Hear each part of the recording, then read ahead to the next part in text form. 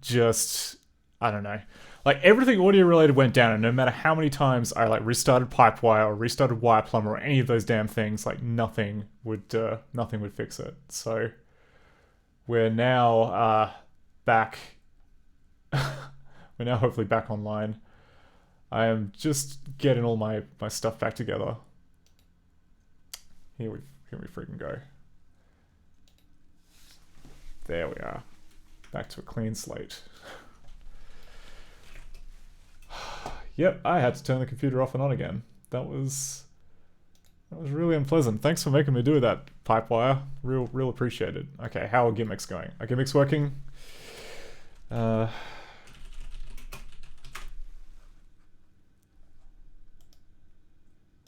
Come on, gimmicks. Give me a break.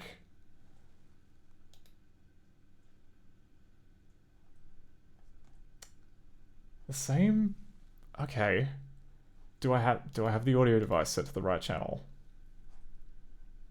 I freaking should. Stream desktop and cans.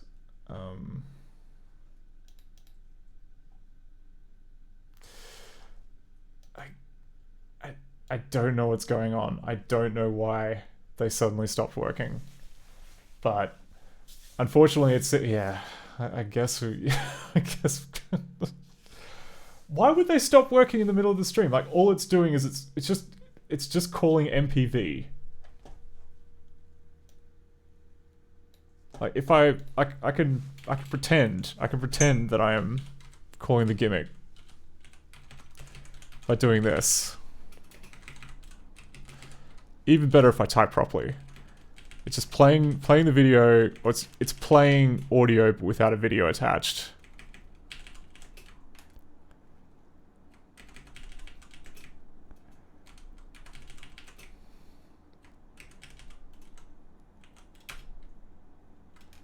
And yeah, like the audio is going somewhere.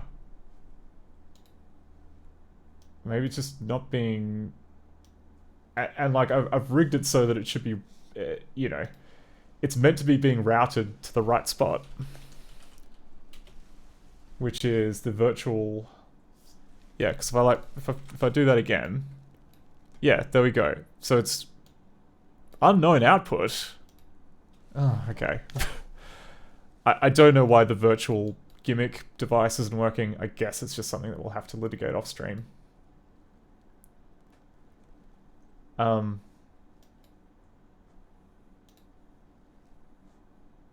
if someone else says if you're in chat, might need to refresh. Refresh what? Sorry. Oh, right. Other people. I keep forgetting other people watch these streams. It's not just for me. Okay.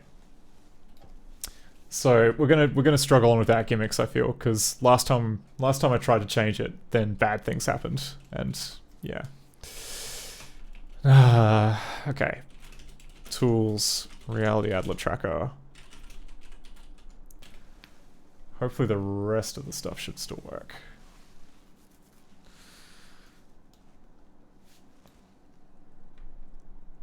Okay, press a key.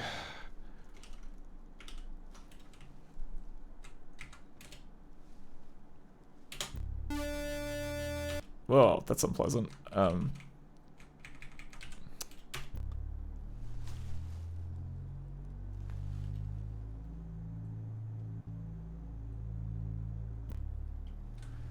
that gives us a nice kind of introductory hum. And then we just need to... Maybe we need to soften this lead, because it's very kind of... It's very attack. Oh, I gotta turn the MIDI device on. Hang on. And channel 2.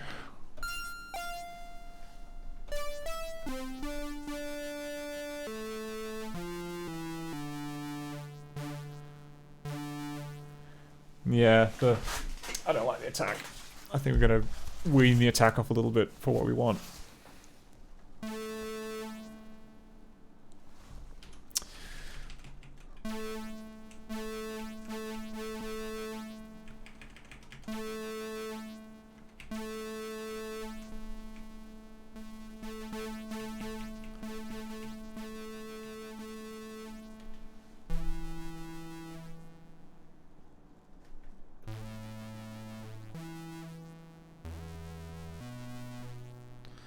actually, because yeah, like what I want to do is I want a kind of a nice swell of like several different harmonies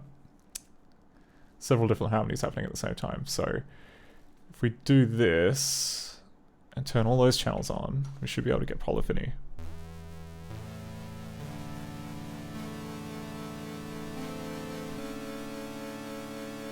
Something like that.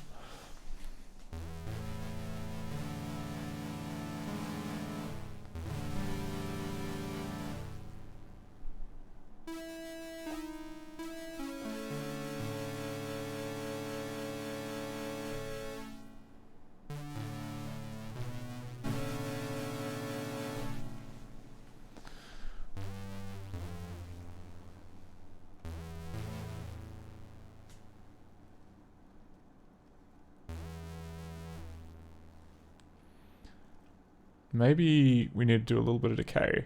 Because like attack, decay, sustain, release. So currently we've got no decay, but if we change that to be like...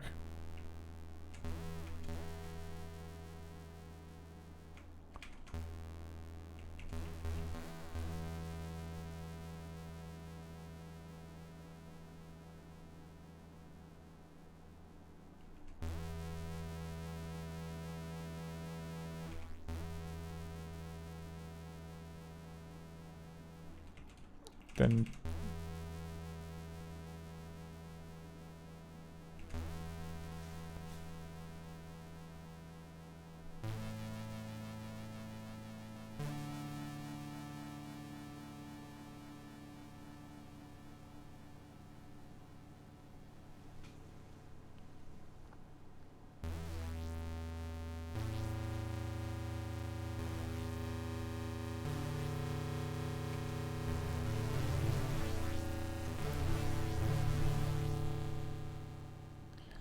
oh, I see. Because like initially, if we just have like no release, it will just go forever.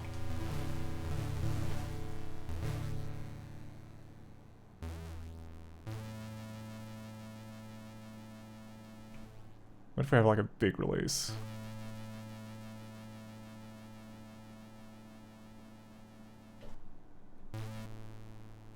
Okay, that's immediate.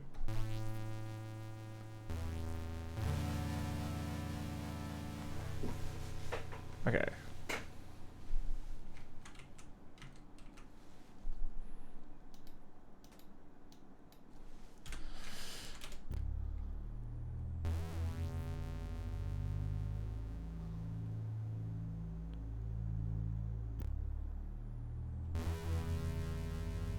Nah. It's too much.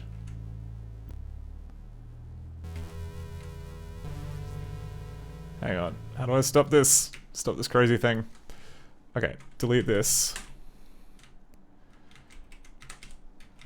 I probably gotta take the volume down a notch. Yeah. That's probably more like it. So that we do that. Also maybe... Okay.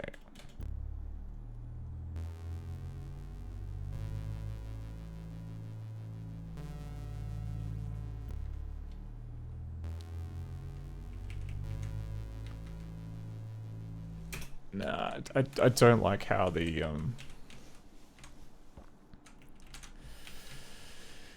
it is slightly annoying that it will just kind of like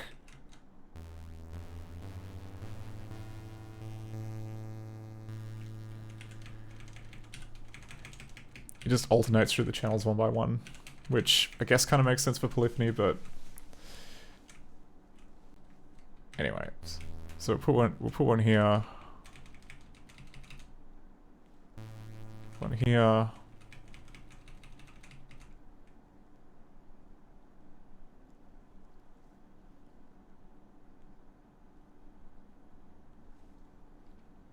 Hang on, what's a good chord?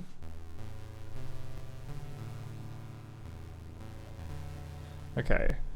E, A, D, G,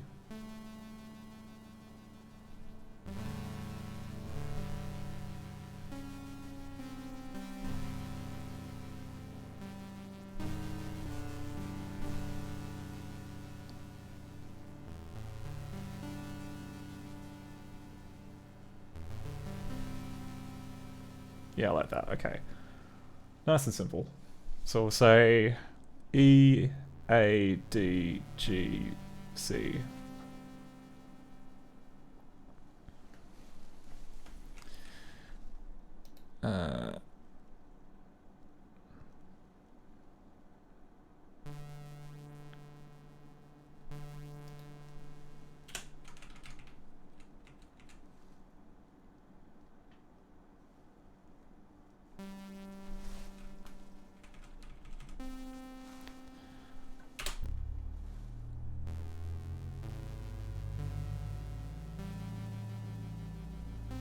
Yeah, the timing's all wrong. So, but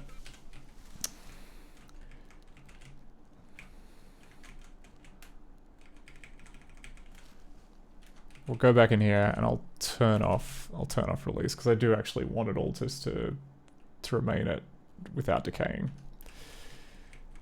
So we do all this. And then... Huh? Oh, did I...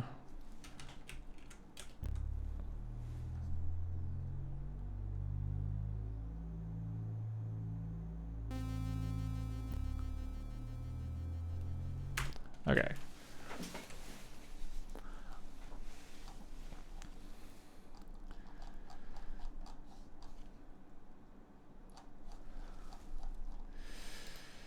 Alright, so delete this. Maybe we'll just have like kind of one bar of just this sweep. We can add a little bit more texture in later. And then we'll make another pattern, I think. And we just start adding in the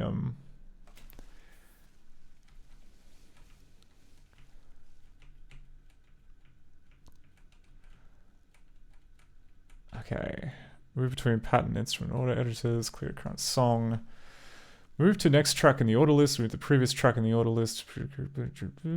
How do I make a track? I really want to make a track.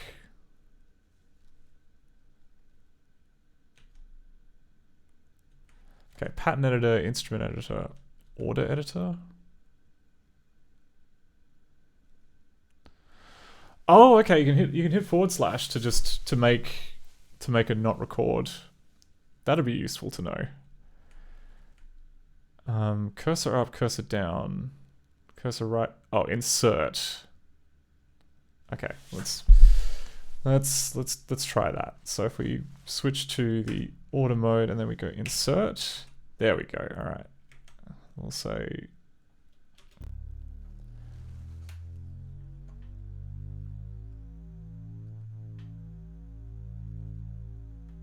there we go. Okay.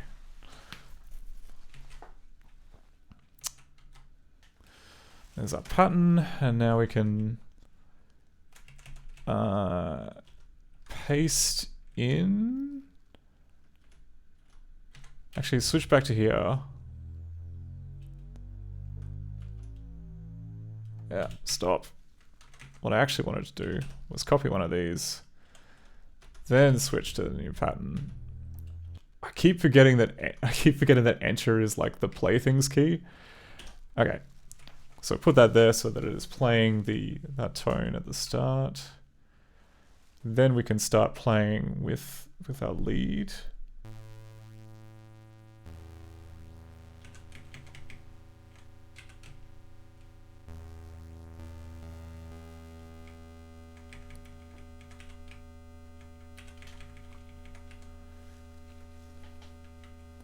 The other thing is that like it doesn't matter if we have infinite sustain because we can use a special effect to tamp it down later. So, oh God, get rid of it. Get rid of all these. Start at the beginning, then.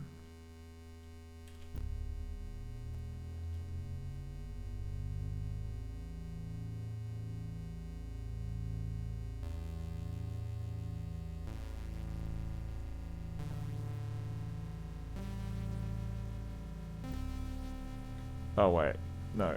That went too far. Okay, stop that.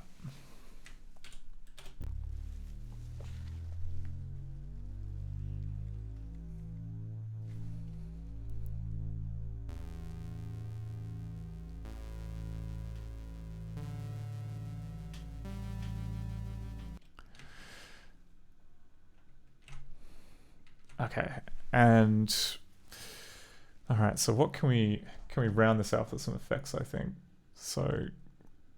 Just to make it web.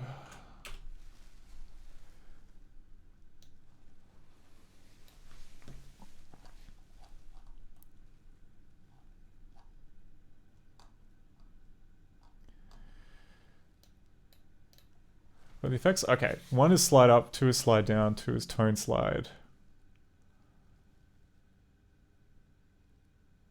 Volume slide, set volume. Play riff. I wonder. Oh, and there's like multiplier as well. Can you mess with the multiplier? Excuse me.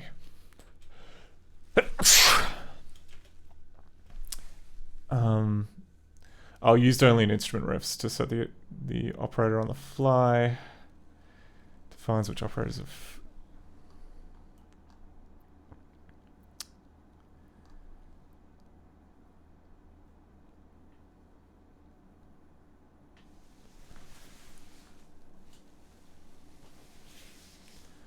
Okay, interesting. Let's try the pitch bend. So we go 100.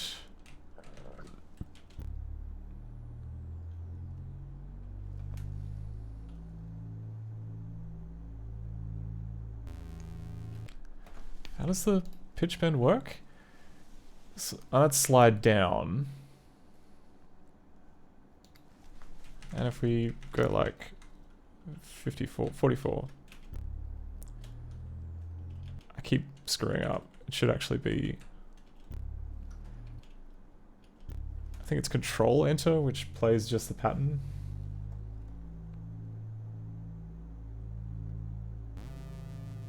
Whoa, okay.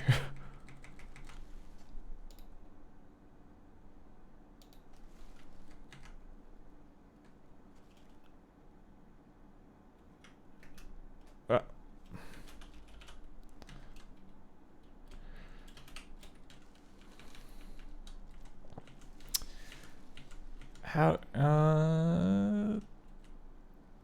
cancel adlib, increment speed, toggle between riff and track display.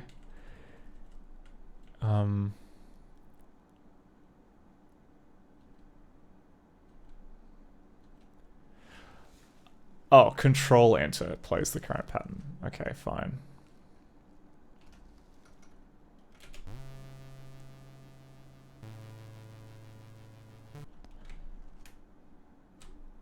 And if I make this like, if I make this like a smaller number, hang on, like 0. Ah, come on. What? Oh, okay. I've discovered the change pattern buttons. They're right next to the number 0.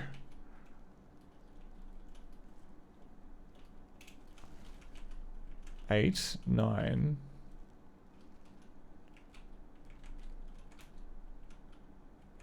Okay.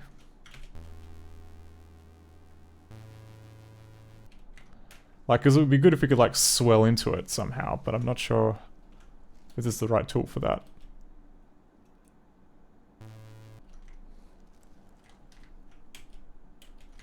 Because, okay, that's maybe too high. 120.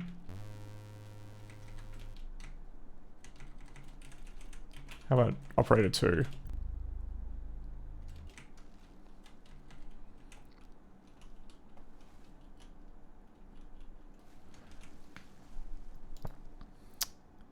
Parameter gives the speed of the slide. And like, I can't type in the number 0 no matter how much I try.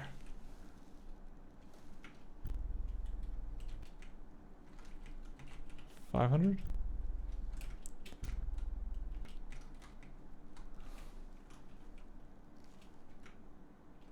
Oh wait, no. Okay. I was reading the instrument number as the effect number. That's on me. Okay, I understand now.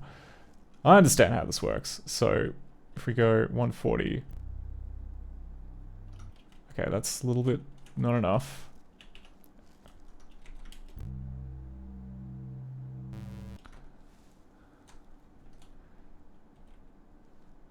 Uh,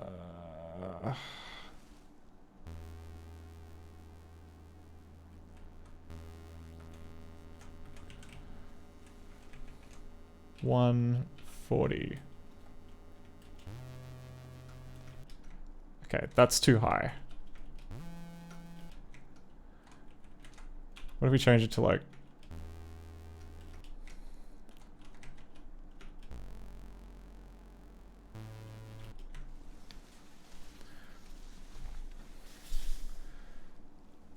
Okay, maybe... Okay. Perhaps these two are a red herring. Maybe we just need a slide to note similar to how we've got for the base channel. So maybe this is all just a red herring. So we'll take that out. We'll change this key to be God, I really wish there was... Hang on.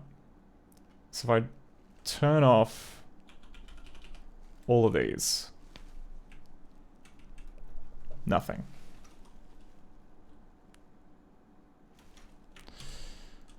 No, you gotta deal with it.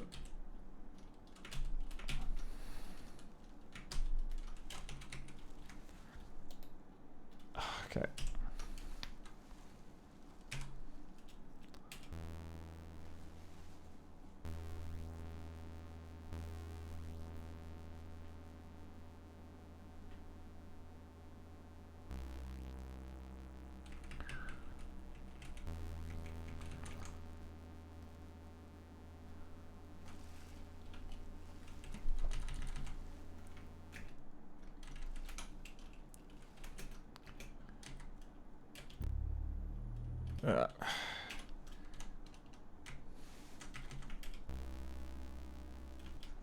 How did the pitch bend work? Okay, okay, so 301 kicks it off, and then 300 means it'll go up. I see how it is. Okay. So this here has to then be E. And then we go 301. I screwed it up.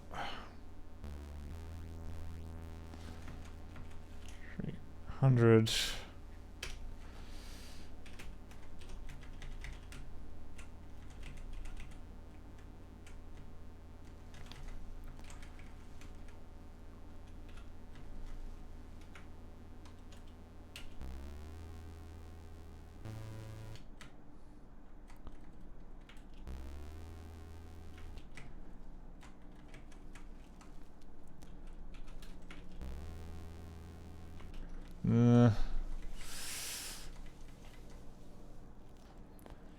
I'm not sure I like the pitch bend with that, though.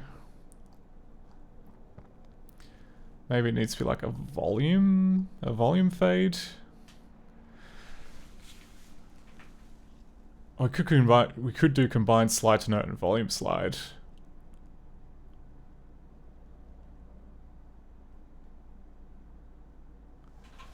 The parameter 0 and the parameter performs a volume slide. 1 to 49 fades the volume of the instrument down. 51 to 49 fades the volume of the instrument up. Okay. Let's try 5, 15. Oh, okay. All those got to be changed to 500s.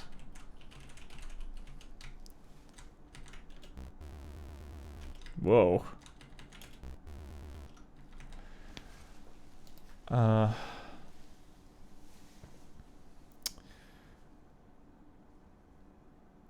Fade. Okay, fades the volume. Oh no, because we're fading it down and we want to fade it up. Okay, so 60.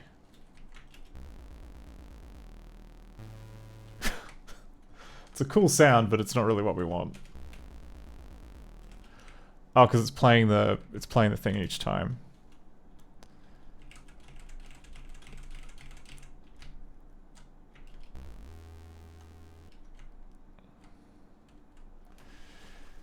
I mean, how's it the same functionality? Because yeah, like this slides the last note plate until it reaches the note with the until it reaches the note given with this effect.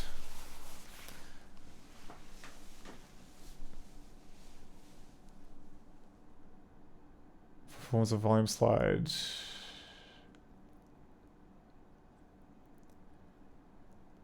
Oh, I see. Okay, I'm doing it in the wrong spot maybe. So maybe we need to initially do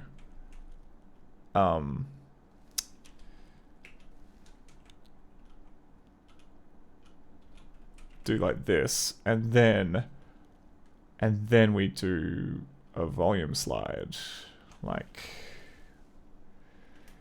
60 or 60.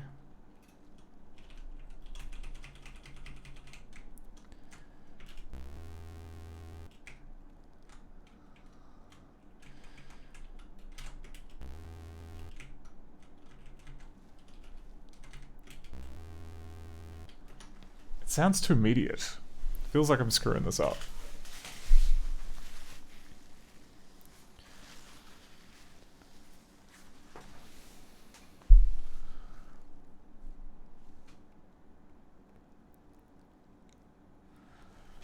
The same functionality as effect 3 with parameter 0, and the parameter performs a volume slide. 1 to 49 fades the volume of the instrument down, and 51 to 99 fades the volume of the instrument up.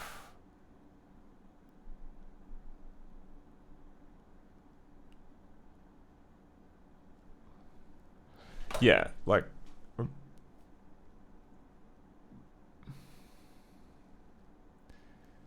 it's going to be something. It's going to be something ridiculous. Like we only need one.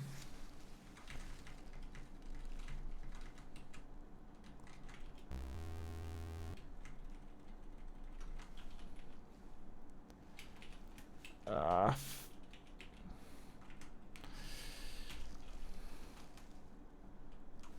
300.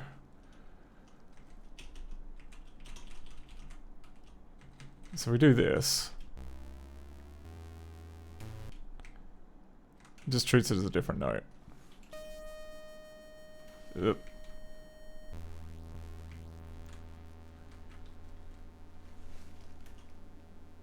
Ah, I wish there was an undo. I really wish there was an undo.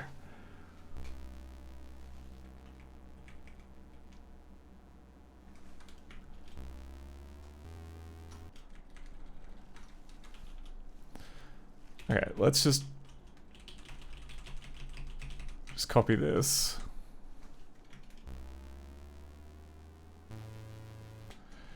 Yeah, okay, that's too slow, and it fades out too quick.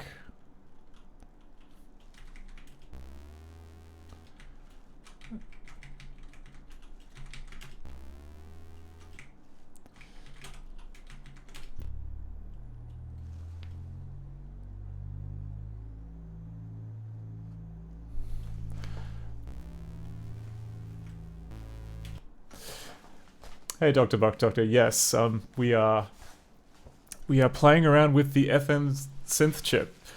Though technically this is OPL3, so we get more options than we do with AdLib. Yeah, we were just going through it before, but essentially, like, AdLib gives you 4 waveforms and 2 operators, or 2 algorithms. Yeah, it gives you 2 operators, and, like, these are your 2 choices for sound. So you got those 2 plus, you know, the 4 different waveform types, which is why everything on old school AdLib sounds like very, you know, tinny or kind of farty. But OPL3, oh look, you know, it's an embarrassment of riches here in OPL3 because like look at that. You get like more waveforms. You get like sine even periods only. You get a square wave, which adds like some nice texture, and you also get the ability to chain these two operator things together to get like, you know, up to 4 operators going at once. So you have a choice of 6 algorithms instead of just 2. No noise channel. So that is correct. There is no noise channel in OPL3. Unlike, because yeah, like the Mega Drive chip, the OPN, that does give you like a noise. Well, actually no, the Mega Drive you know typically you have also the master system, like programmable sound generator in there as well, and that's kind of what's used for like the more noisy sounds. But it does have like one channel which can be used as like a crappy digital to analog converter, which is often used for like drum hits and such. You don't get that in AdLib. You do get there is like percussion channels, which is like a very kind of basic built-in drum kit. Yeah, here we go. Percussion mode. So it's just like, you know, it's basically some presets though. Like you don't get them for free, if that makes sense. Like they're, what's it called? They do consume up slots in the channel list, and they don't sound that good because again, like they're only like 2 operator or 1 operator. So may as well just given that we have this wonderful AdLib tracker, we may as well just kind of do it ourselves. But I am just kind of struggling. Like, I really want to use some more of these. Like, I want to use kind of the... It says, like, combined slide to known volume slide. And I really want to know how this function works, but I just can't seem to get it going. The same functionality as effect true with parameter 0 and the parameter performs a volume slide. Yeah, like, that should be...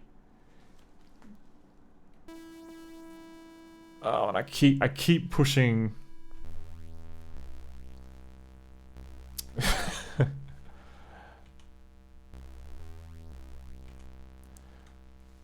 I keep pushing the button which like puts things into the channel, which is not good.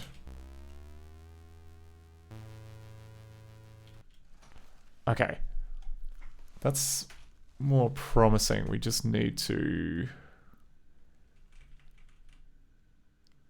Earlier I was talking about how we really need to kind of...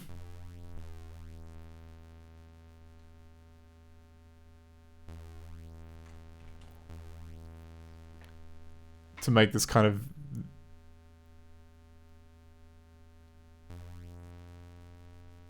Oh, I see what's happening. So the reason why there's that kind of buzz is because channel 4 does not have a... doesn't really have a decay going on. But that's okay, that's fine. We just need to...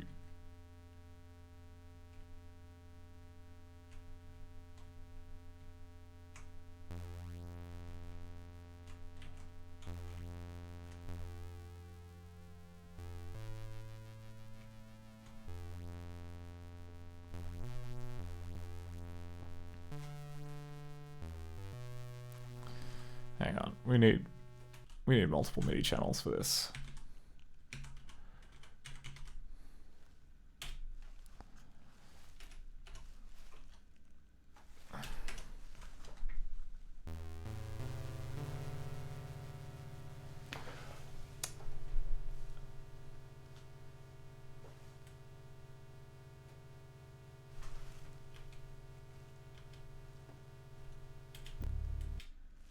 Oh, Dr. Buckdog says, all my experience is messing around with the 3-channel and noise chip on the Atari ST as a kid, and a couple of digital tracker songs in my 20s.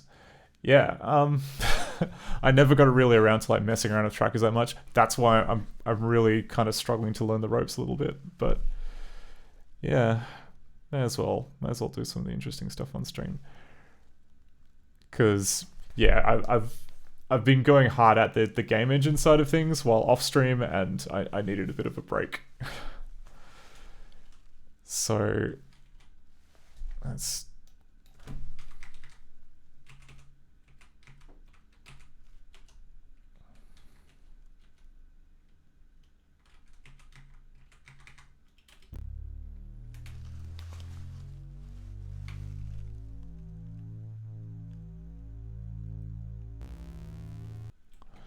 nah, I don't. Yeah, I don't like the second sound. So like it should be. I think that like these second hits should be like a pure tone with like a soft start, which yeah we don't currently have. Yeah, it should be like a pure tone with a soft start, and then just kind of like ethereal, almost strong but ethereal. So let's try and rework our lead into something that kind of fits that pattern. So we need to get this attack. This attack is too attacky. Electrical system is malfunctioning. Oh, thanks very much for the follow, Dr. Bud Dotto.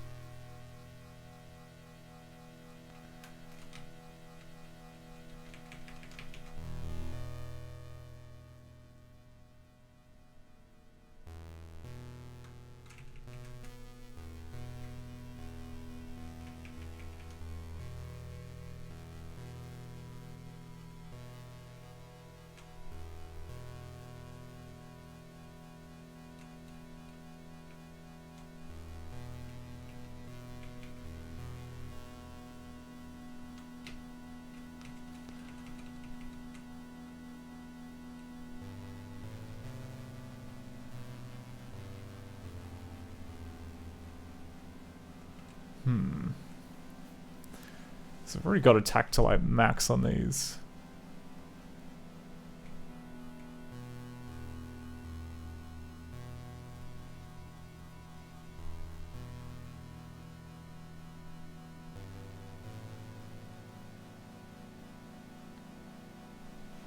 But this kind of builds up the kind of, this is the kind of soundscapey thing that we want to be making.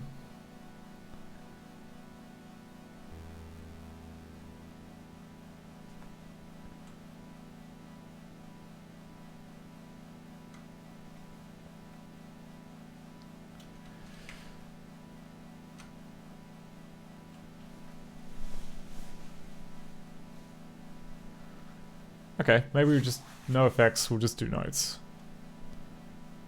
I'll see how it kind of changes things.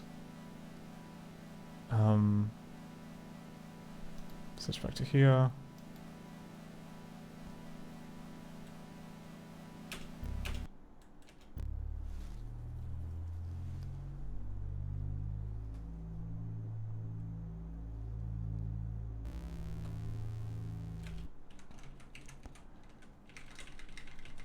Delete all this.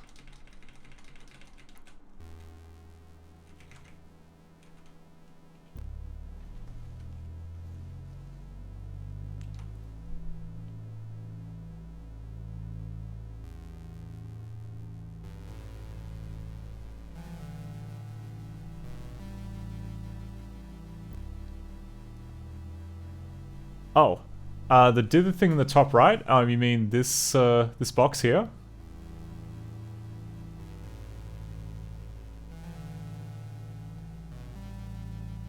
That's. Oh, and it's not a spectrum. Okay, hang on. Oh, that's just the logo. That's the logo, I think, of the tracker. Okay.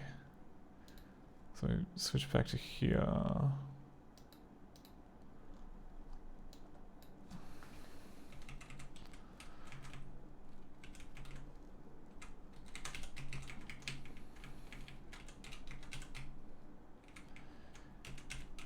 Can we adjust the size of the pattern?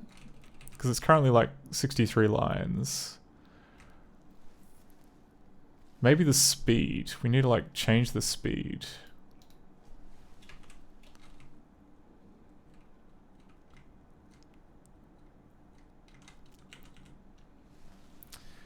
General, because it doesn't need to be very quick.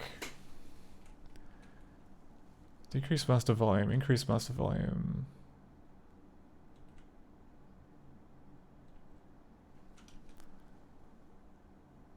Oh, decrement, okay. Yep, so it's F9 and F10. So if we make the speed half. Oh wait, that makes it quicker.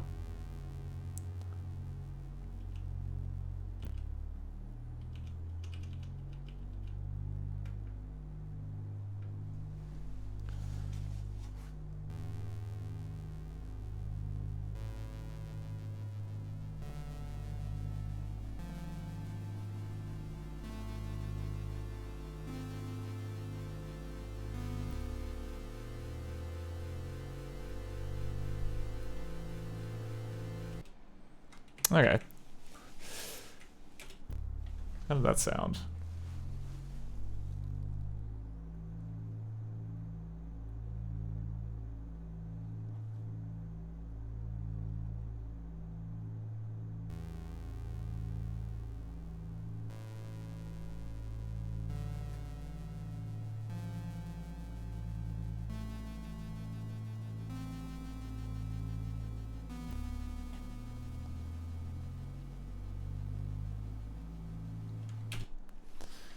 Okay. Let's make another pattern.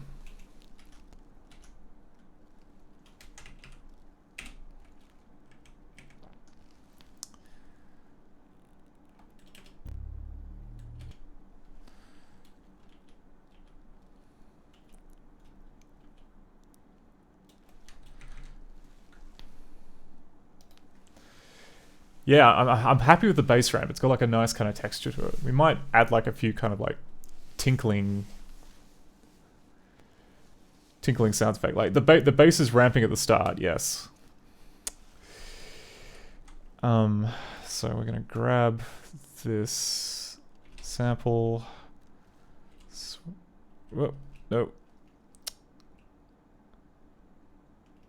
Switch ahead to here, paste that there, and then go back to pattern 1.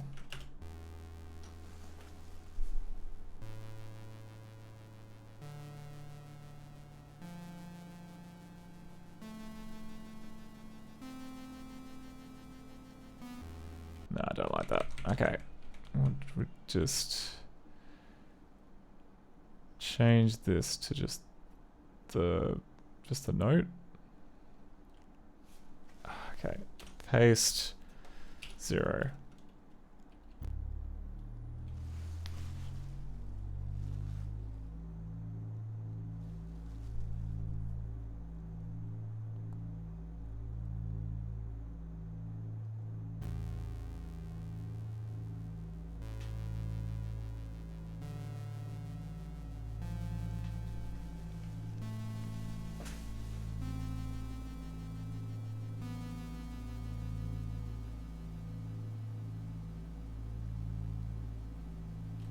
It's got promise. It's got a little promise. We just gotta go back now.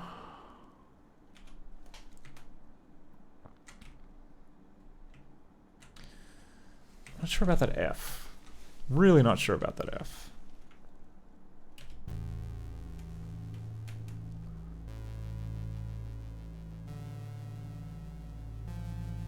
Yeah, I don't like that F.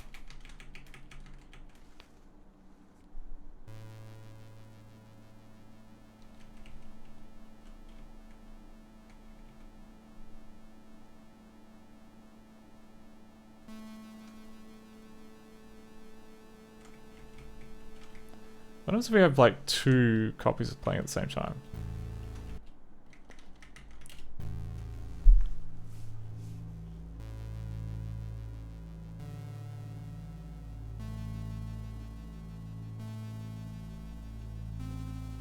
Nah.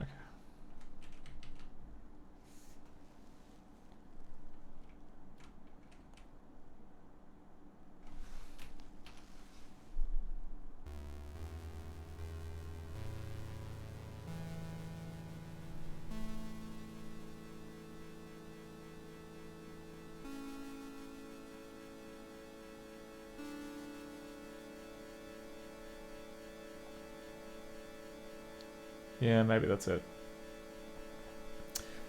Oh, Dr. Buck Doctor says, I'd always assumed early demo scene music was bass heavy because the nerds that had cared had better speakers. But had a thought earlier, what if they had crap speakers and the nice bass was a byproduct of the hardware? I mean, like, mixing engineers are kind of divided on the subject, but some believe that you should mix on the worst speakers known to man because that's going to be like the test of, you know, how it's going to be listened to. But on the other hand, like, you will, like, I've done that before and you can miss out a lot if you're not paying attention. So it's probably best to just mix on, like, speakers that's actually, you know, that produce sound accurately, then test it on bad speakers. But, you know, when you think of, like, computer grade speakers of the time, like, there were no audio monitors. It was just it was just like the crappiest cans, crappiest paper cones.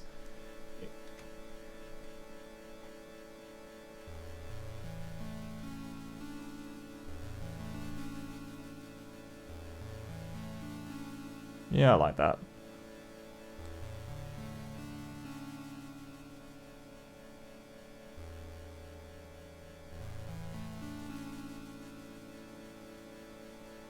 Yeah, okay, we'll do that.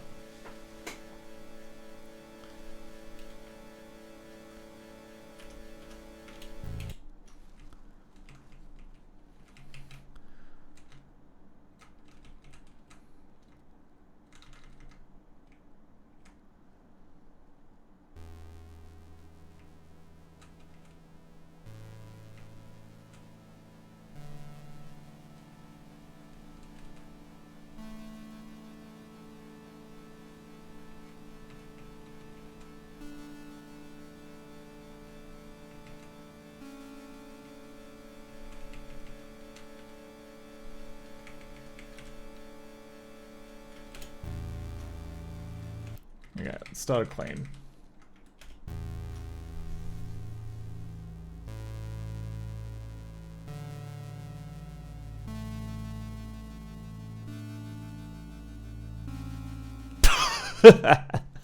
What happened there?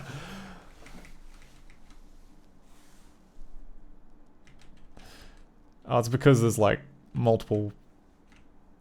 Okay, let's...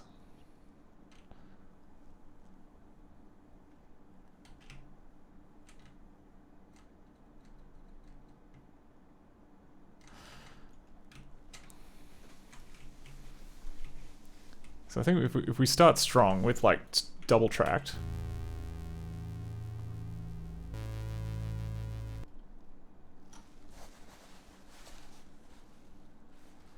Oh, Bloody Cactus says, I think it was more a case that all the early samples were so low quality, like 8 kilohertz, and homemade that most samplers were garbage with things like low pass, high pass filters, and there was just so much noise.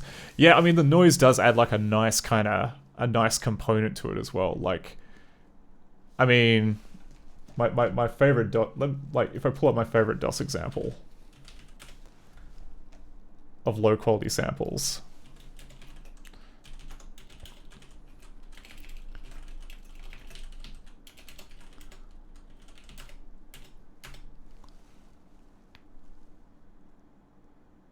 Huh?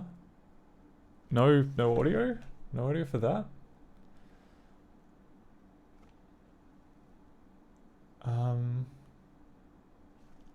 Where is, oh my god.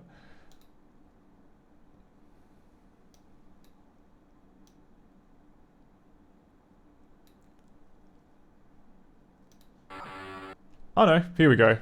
For some reason the Sound Blaster sound isn't working. But the samples do. I just assume that because maybe I misconfigured the music. And that's why. But if you go to the noisemaker,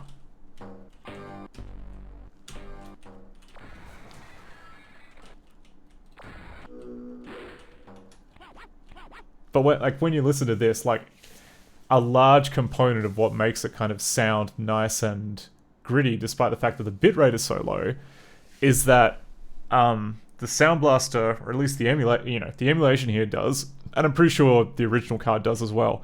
Like, it doesn't do nice interpolation. There's no high pass filter. Sorry, there's no low pass filter to filter out like all of the frequencies, so that like the 8 kilohertz sound is played back at 8 kilohertz. It's just like a triangle that's going between each of the sample points, and that gives you that kind of that nice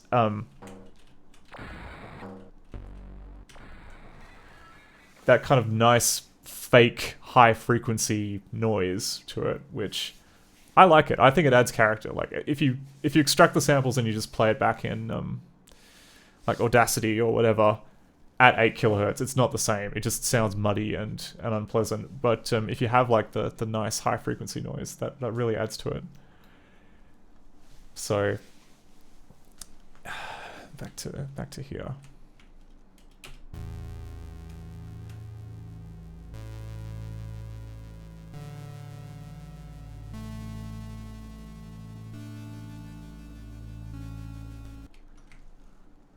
Actually, maybe we should do harmonies. That's an option. We could do 2-part harmony, because that sounds pretty good. Well, that just sounds heavy because it's just doubled up. But like down here, that's it. That tone there is that nice kind of ethereal sound is what I want. So I think that what we need to do is we just need to be clever. And so like, what's that hang on, what's the command to play from the current spot?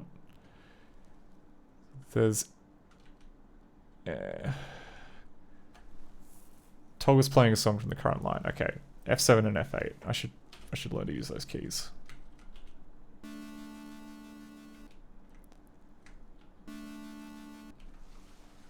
Okay, so that's like D3 and A2. Oh, that's right, I don't have that keyboard hooked up.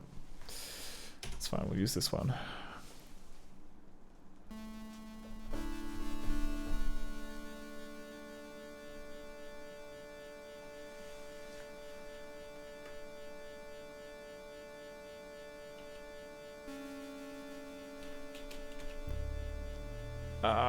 Come back.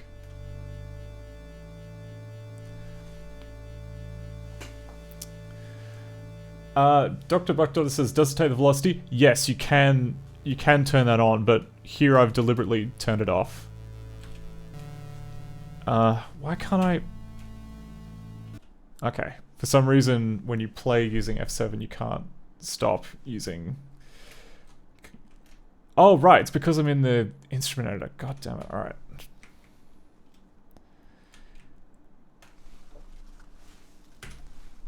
So yeah, perfect force seemed to sound good.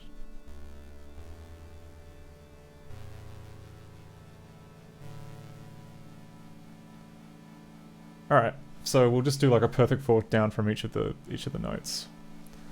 And then manually type that in.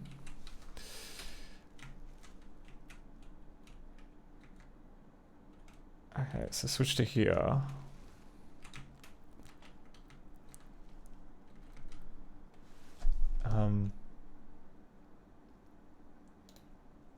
Let us give me a moment. What we're gonna do is I'm gonna plug this keyboard in so that I can actually like listen to tones without interfering with the stupid tracker. Okay, I just need to send aux to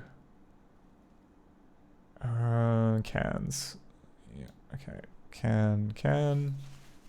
Whoa.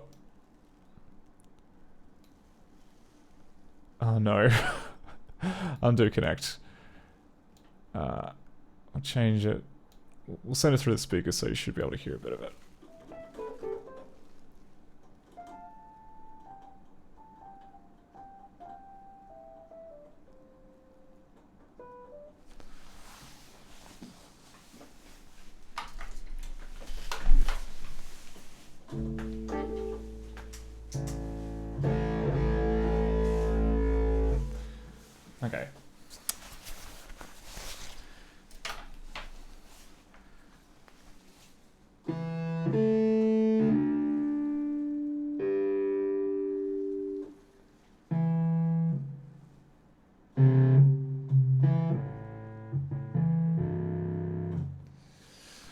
Maybe I should turn off the distortion.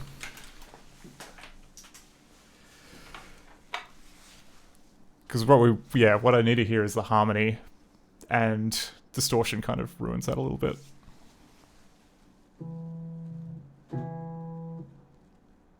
So the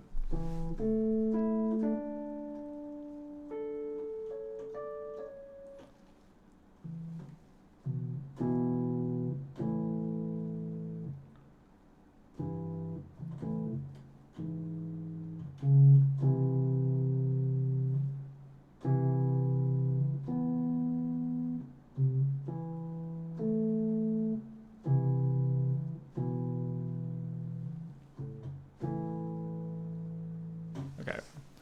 So we'll just do a fifth. We'll do a fifth of the first one. Oh, get rid of pipe wire. Get out of here. Get out of here.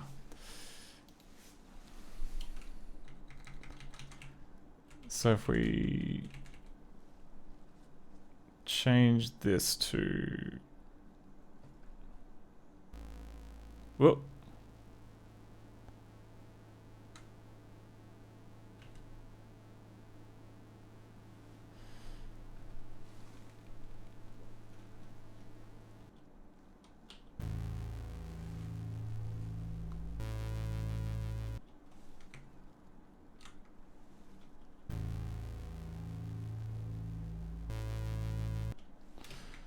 I wonder, like, the velocity.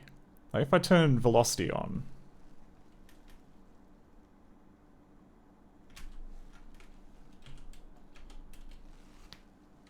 And then I do, like, another test note, like... Oh, okay, it just puts it in the effect channel. That's okay, we can do that by hand.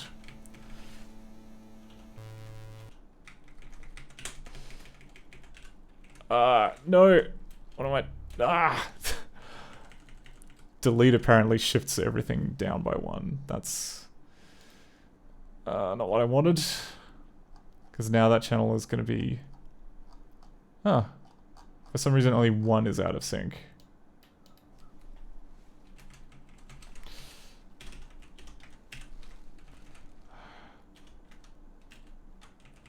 Huh?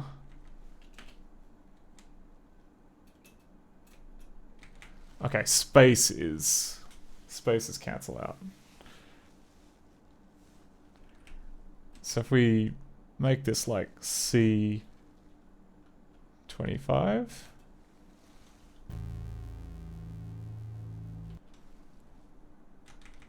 C50,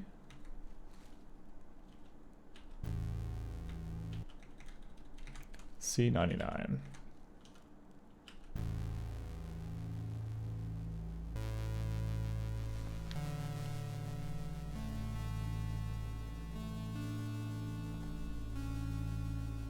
Okay, that's all. That's all been screwed up by my use of the delete key, like an absolute idiot.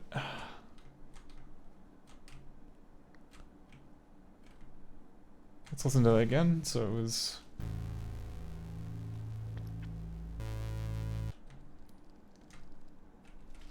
Let's try maybe making that 80.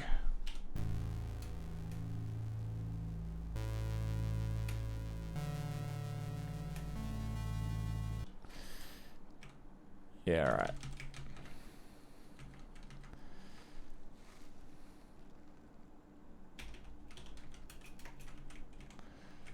I'll just realign these.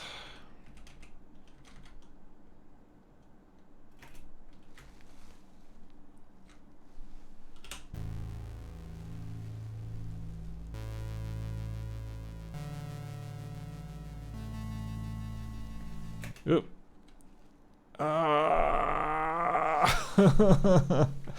I keep pushing the wrong key, which happens to just wipe whatever I've got going on. Freaking hell. Alright. Space. Oh, Dr. Buck Doctor. My experience with MIDI stuff is limited to a crappy keyboard, a nice Korg Mini arpeggio thingy, and a drum kit I sold years ago. Oh, and a stream deck I built from a Pro Micro and a bunch of keyboard switches and volume sliders. Oh, nice. I do have... what have I got? Yeah, I purchased like an Arturia kind of controller, which I intended to wire up to the stream with MIDI. I never got around to doing it, so I've just, turns out you're just easy to do it by typing things in the chat. At least when the gimmicks are working. Not tonight. For some reason, doing audio stuff has like completely wrecked the gimmick system. I don't know why, which is frustrating, but is the cadence of this okay? Like I want it, like I don't want it to sound perfect. I just want it to sound kind of, organic-y. Like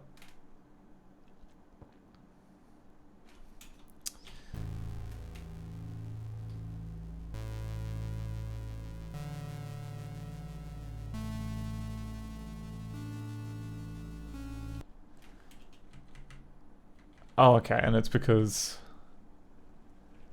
vote. Yeah, okay, but really we want like another hit.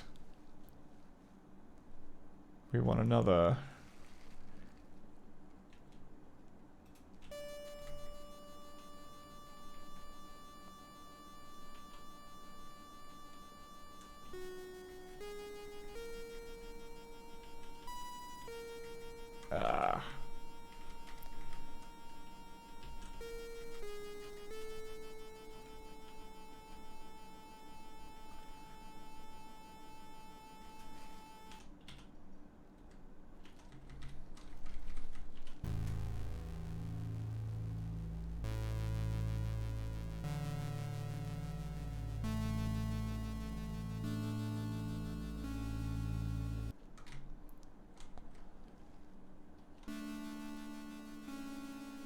Okay, this one has now moved up too far.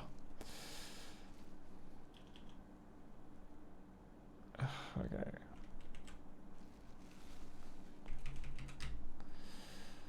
Play this again.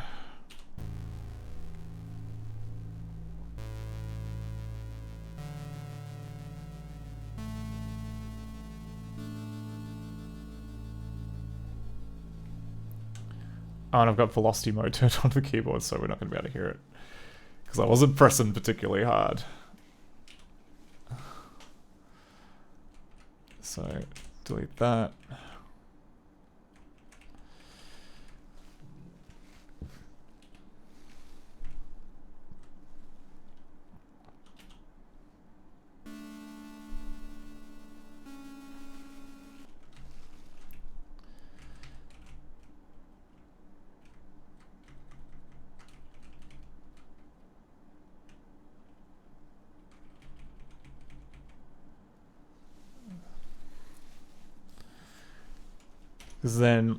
Because really the channel should be kind of building up to like,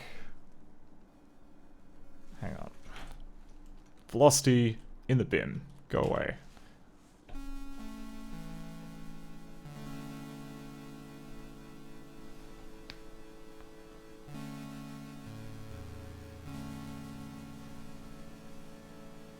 Something like that.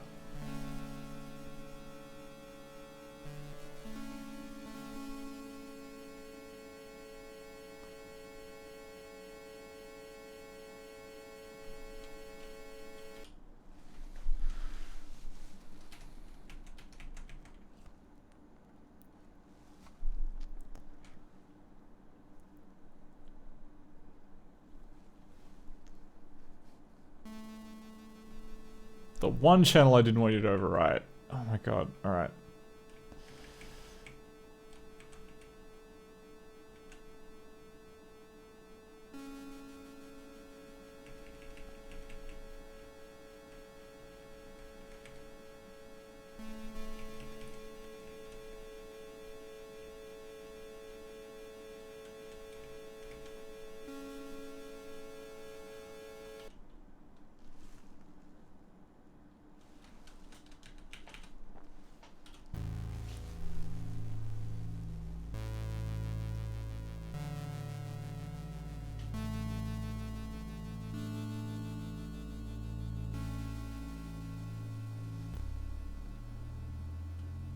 Okay.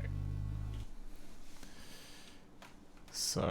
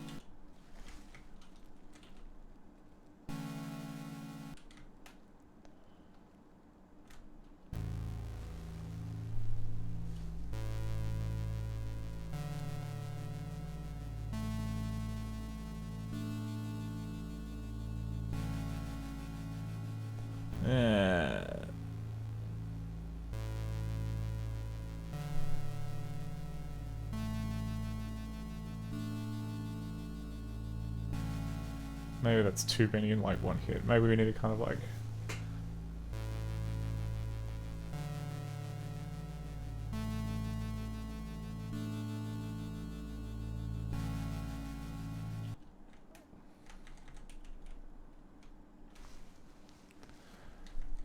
Oh, because, okay, we already have the D. We already have the D from up there, so that should be enough. If we have like 3 channel polyphony on each of these and they just kind of blend into each other. And then for this one it'll be like...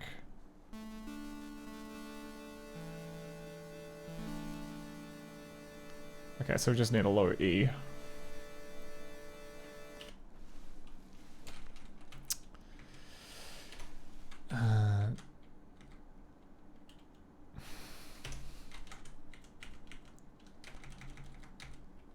Okay.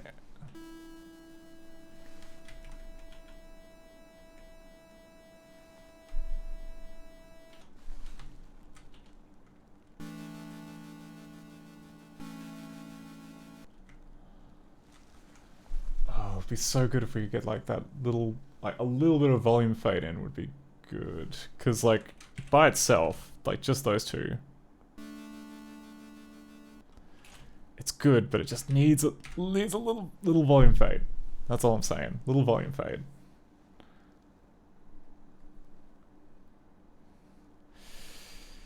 But I digress.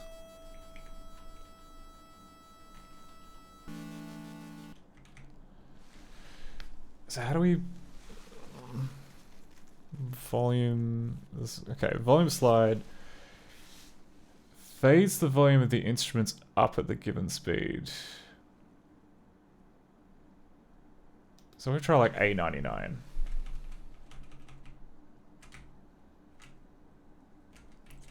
For all of these.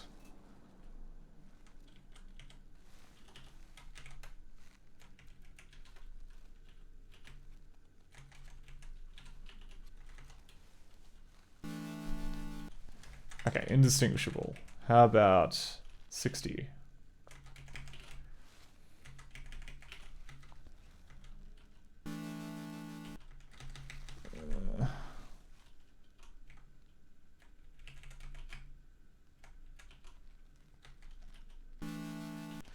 It's probably going to be... Okay. Oh, Dr. Buckdog says, can you add a volume effect for each row? I don't think you can do it per row. I think you can... I think you may have to like repeat. You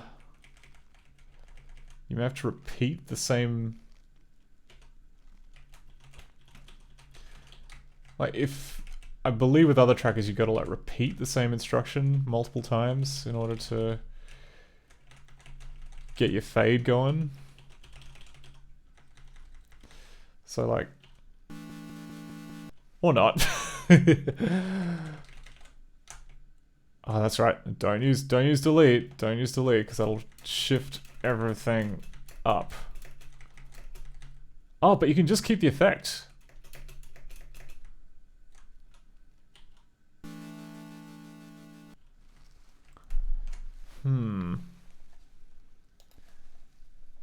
Oh, and 50 is the one that fades it down, which is not what we want.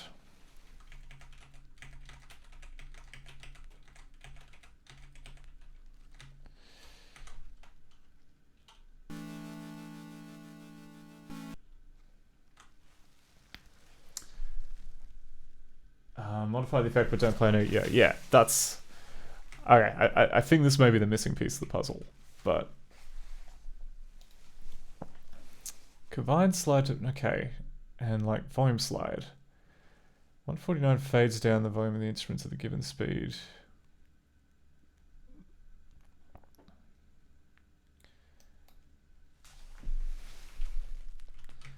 If I change this all to 99...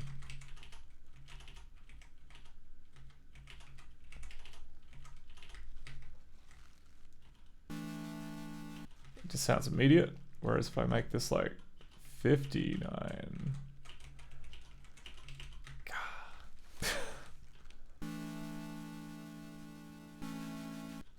I mean, it sounds different. It definitely sounds different. 59...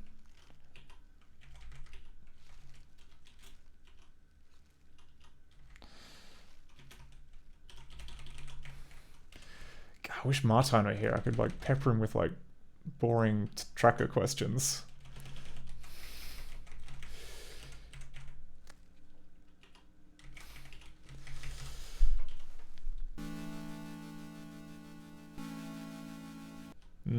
It feels like it's placebo. It feels like I'm not really doing anything.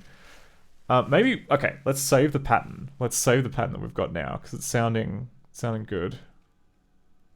Tune file saved. Okay, and let's open up another one and see how they do the... Let's open up a demo track and see how they do the...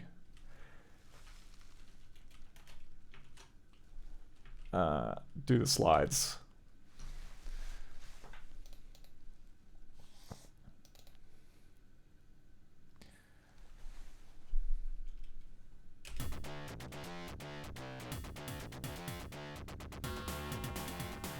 Okay, no slides so far. It's just all angry. Nah, no slides. I think we gotta find a different one. Tune. Waterfall. That's gotta have slides in it, right? No, that's messing with the instruments.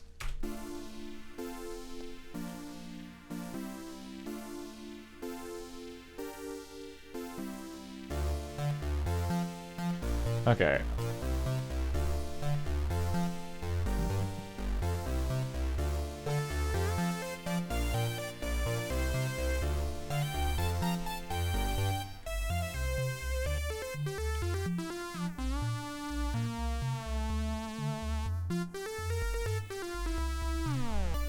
There we go.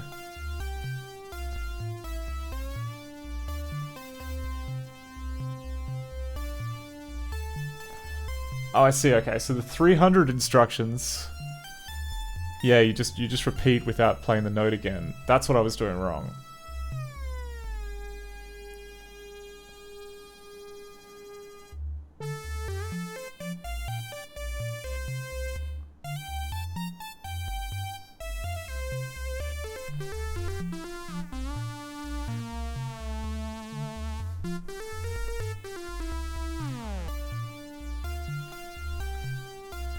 Okay, I think I understand. I think I understand the volume physics now. And like, look, this example here, it's got like slide note down, pitch bend, and it's followed by slide 2 note. Okay, that's all pitch bend stuff. Where was the volume slide is like Command A.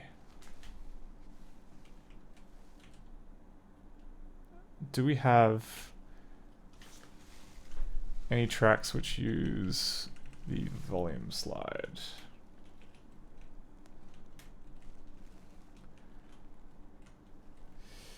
Nah, it's okay. It's mostly little pitch bend tricks, but that's okay.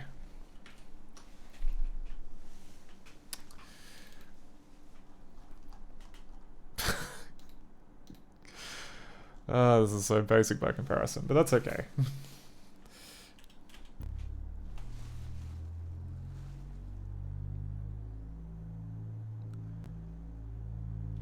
So maybe, like, if we were to experiment a little bit, like, in theory we don't need the A's. If we were to just, like, get rid of... And then just put in 300.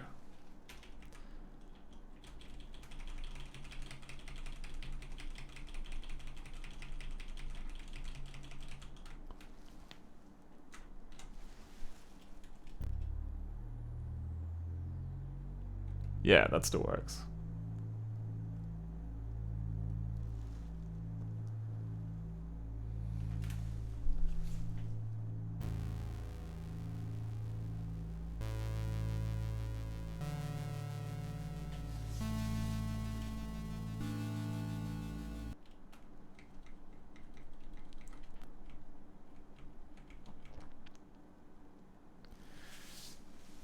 So maybe... I just... we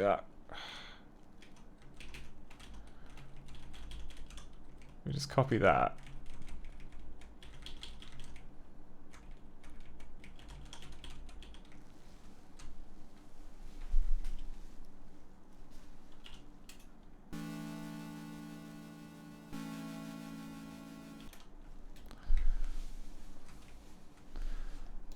A59 is fades it up at a given speed. Oh, but you got to start with set volume. Okay, I see. I understand because we're already at like maximum volume. Ah, goodness. Hey, Robert491. We're just messing around with the Adlib tracker. So if we make this C, and then we go, like, we start from like 50%. And we do this, and we go 50, and then we do this, and we go 50. And then... okay. That's kind of unpleasant.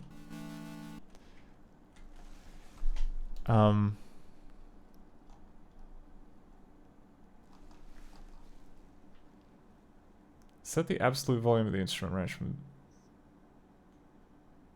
0 to 64.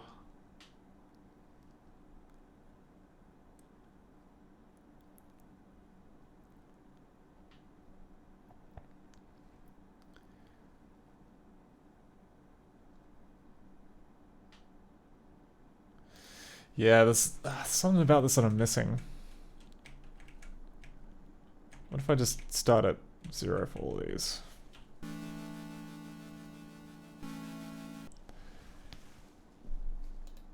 Like 59 should be fading it up. Robert 491, we're just like putting together like some nice ambient music for this game jam entry that I'm putting together. Essentially, yeah, we're making an adventure game engine in DOS, and I'm taking a little bit of a break from the actual cut and thrust of coding it. But I can show you what we've got, or I can show you like the very basic test program that we've got in there. So yeah, what we've got is we can draw bitmaps to the screen. We've got font rendering, so this is like custom bitmap font layouts. And in the background, what we've got is like multi-threading going on. So the images are being drawn at a different speed compared to like the PC speaker sound effects. And yeah, essentially like once, yeah, the plan is get that ready, get some more art in place, and then and I also got to port over the driver to play back this this OPL3 music.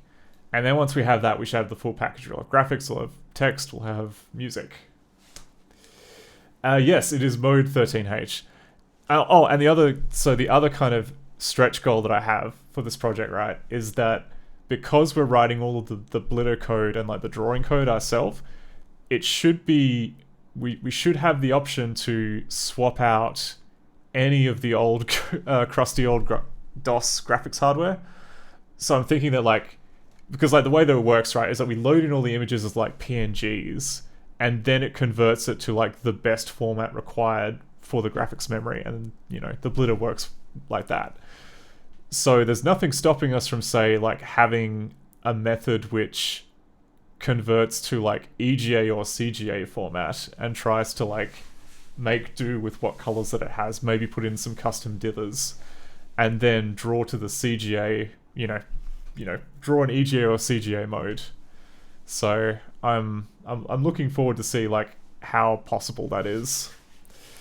But yeah, I've spent like a fair bit of time the last couple of weeks just on getting like boring rendering stuff working, so I feel like that should probably be a stretch goal for after I've done like the game part of the game, which yeah, I'm trying not to do too many spoilers for the actual game part of the game on stream. It's not going to be big, it's going to be like 3-room adventure game, but yes, you know, gotta build up to something, you know. But I can reveal that it is going to be set in space, and that is why I'm kind of like doing some yeah, I'm just trying to do some kind of like nice swelling ambient music for the intro, just to get my head around the intricacies of the Adlib tracker. So yeah, and it's been good so far. Like the other nice thing though is that like because we have OPL3 as opposed to like OPL2, which is the Adlib chip, that means we get like a ton more cool stuff. Like OPL 2 music sounds pretty much all the same because you have 2 algorithms and 4 waveforms, whereas OPL3 gives you all of these extra algorithms, like another 4, with like different feedback modes, and you have these waveforms here. So you get like, you know, more importantly, you get like a square wave, you get like these kind of weird sine waves. Like it gives you some nice texture that you just don't get in like old ad-lib music. But I guess because it kind of arrived too late, like it just, very few sound drivers actually kind of use the extra texture. Oh, like ab-sine going too far? Yeah, I mean, I guess it's just kind of like a smoother sounding square wave.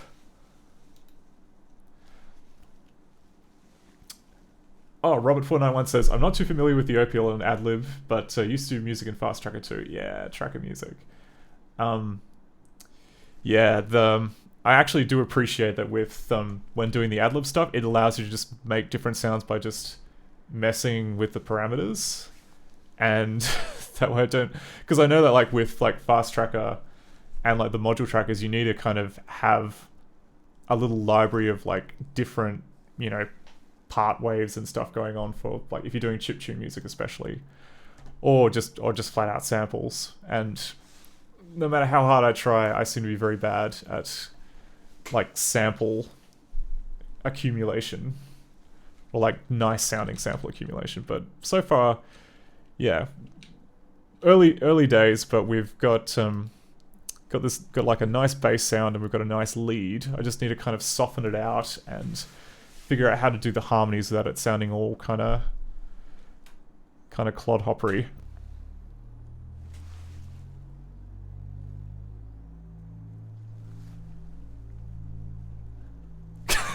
Just need the almond break, yeah. Yeah, you're right.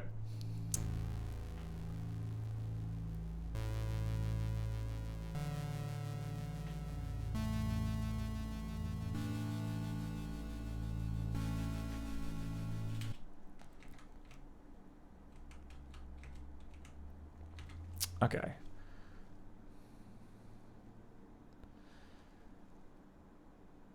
Something about this. Something about this.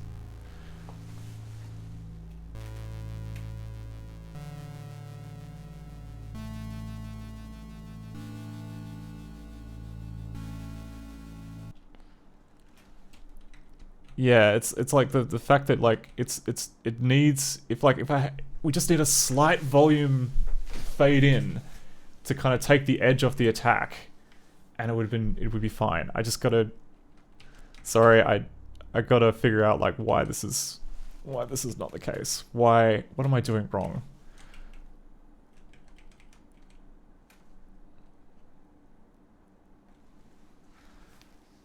Because it's like volume slide.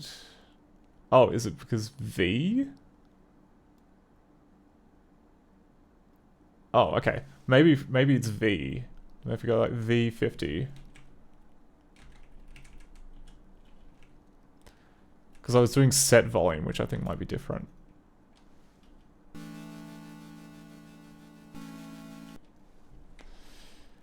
V20?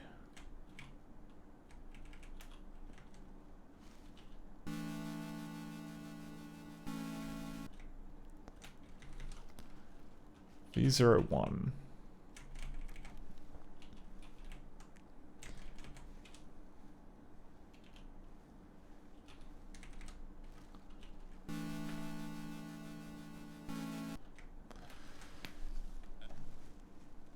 Oh no. Oh, V must be like, oh no, V's like, these 4 I think are for like the weird riff feature, which I have no idea how to use.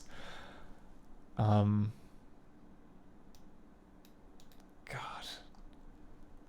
We'll figure this out. We absolutely got to figure this out. We've got set the absolute volume of the instrument. Use only an instrument list to set the instrument's operator volume on the fly. Okay. Oh, but that's the operator. Okay. But we don't need We're not going to mess with the operator. We just want like all right. Set the absolute volume of the instrument range from 0 silent to 64 loudest.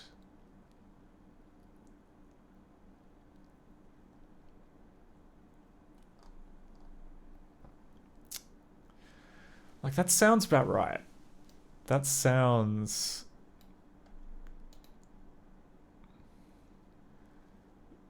Fades the volume of the instrument down at a given speed. Okay. Well, let's experiment. So if we... So if I assume that, like, say that we set the volume, like, to 64, which I think is the highest. And that is... yeah, C.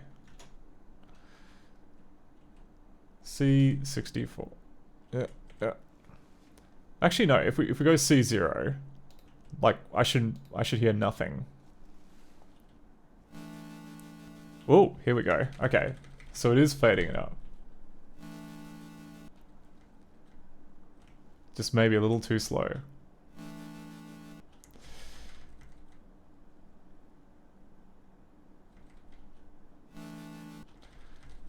So if we go like 20.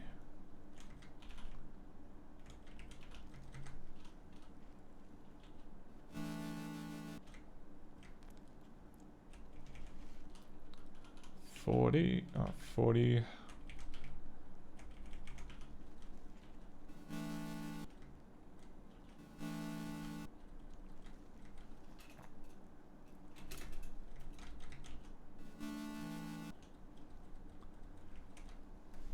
Is it?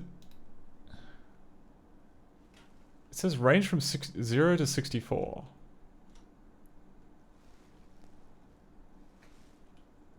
But if I go like 90.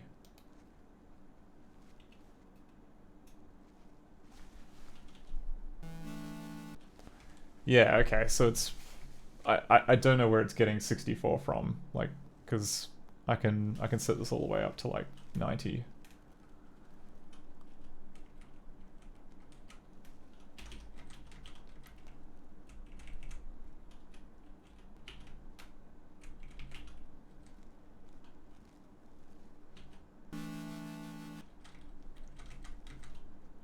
$60.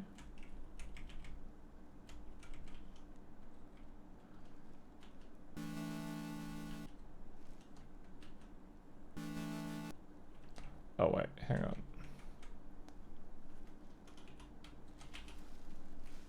8, 5, 9.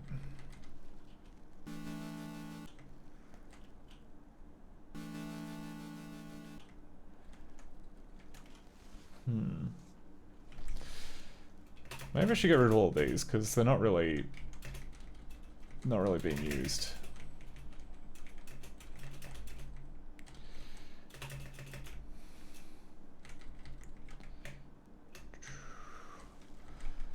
Okay, then we can tweak directly. So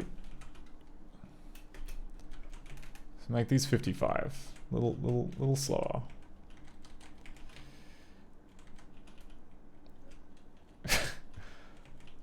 There we go. It's at ass volume.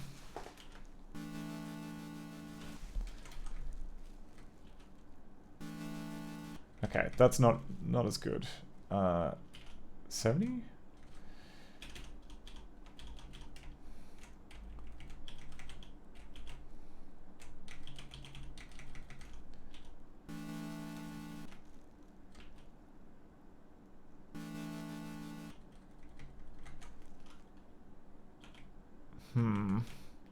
Let's just go from...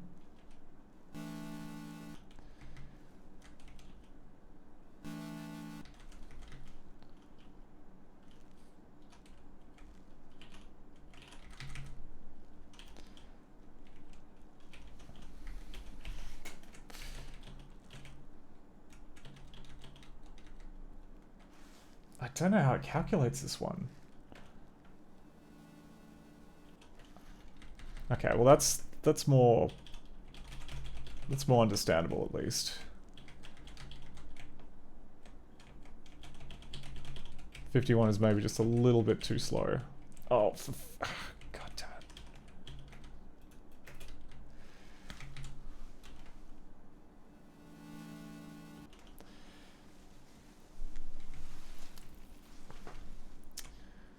Okay, and then, so triangulating. How does 55 sound? That's what we had before, though.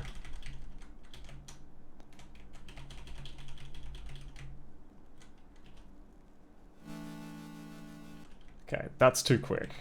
We need 52.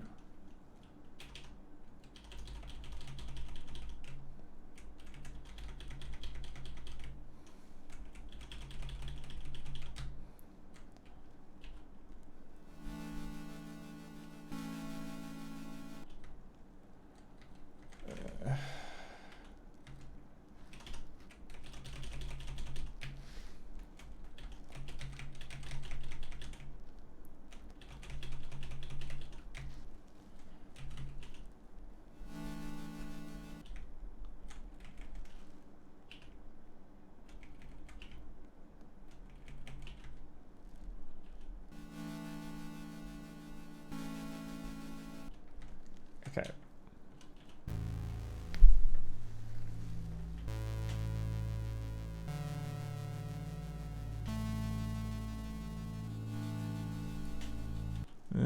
Okay. It's kind of a bit...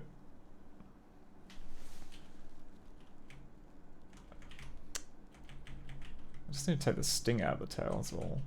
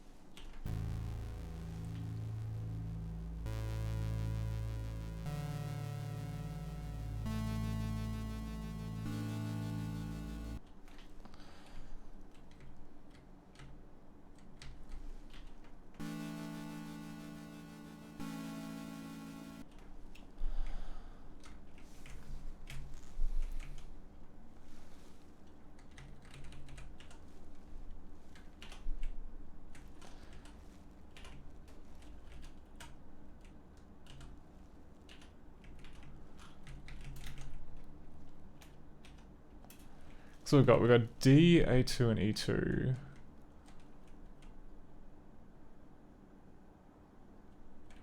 So really we don't actually need... Maybe it's just the fact that we don't need these two. Like, it's just...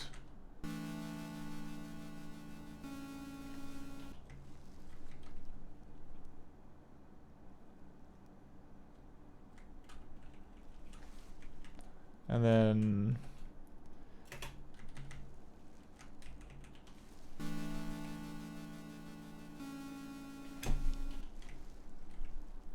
How about like just two of those?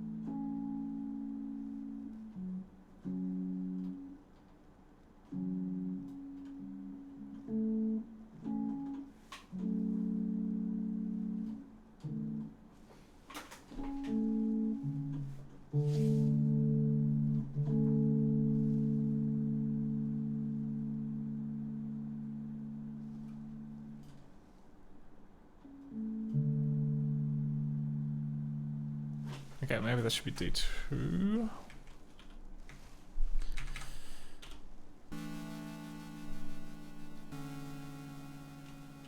Nah.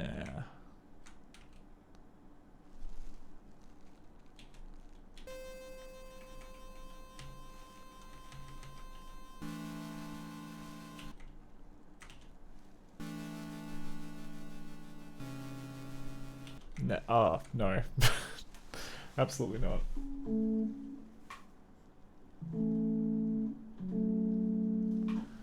Maybe we'll just do, yeah, F sharp.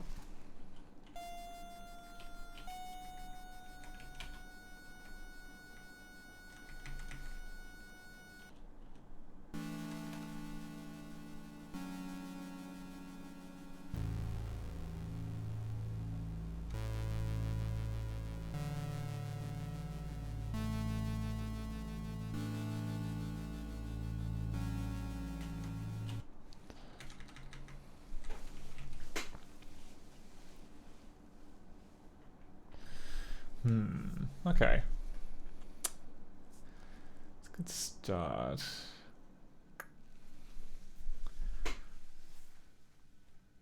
Maybe we need another instrument. Like we've got some.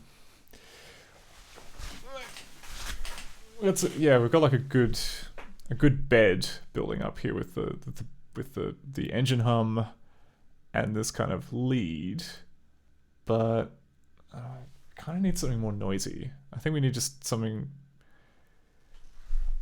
like closer to a percussive sound. Which, yeah, I guess let's go into instrument editor. Let's try our hand at another instrument. Oh, and I should turn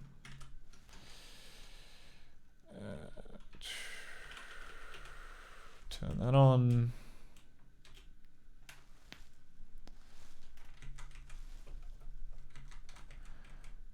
Okay.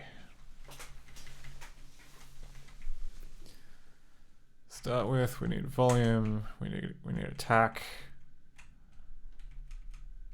and we need sustain, release. Just turning things on until we start hearing a sound.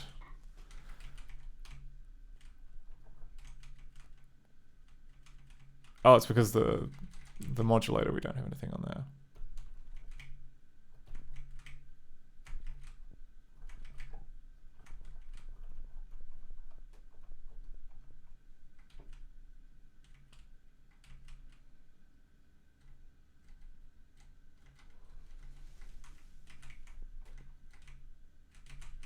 Feedback.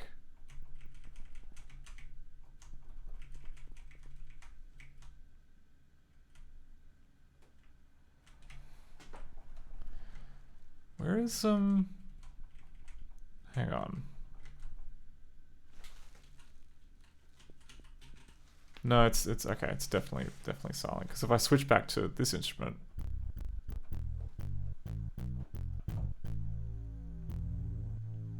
we hear all that. Okay. Okay. To start with, let's pick boring adlib 2 operator. And try and troubleshoot why we can't hear anything.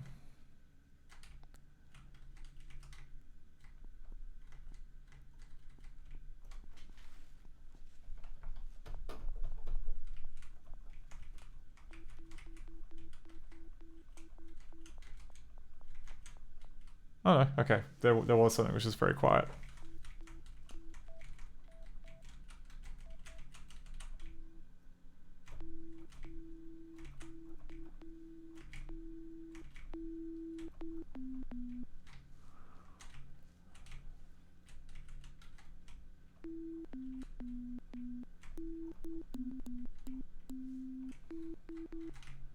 Okay.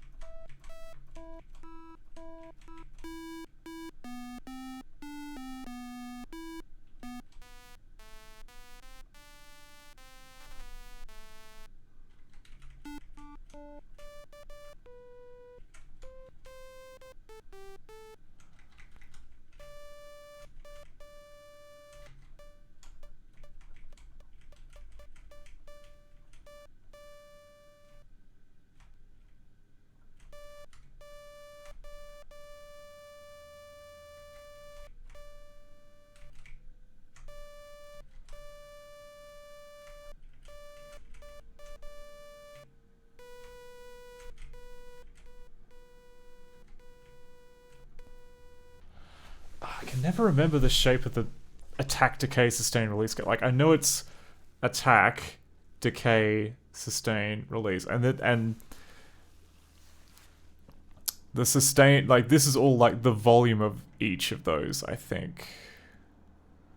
Like these are the what's it called?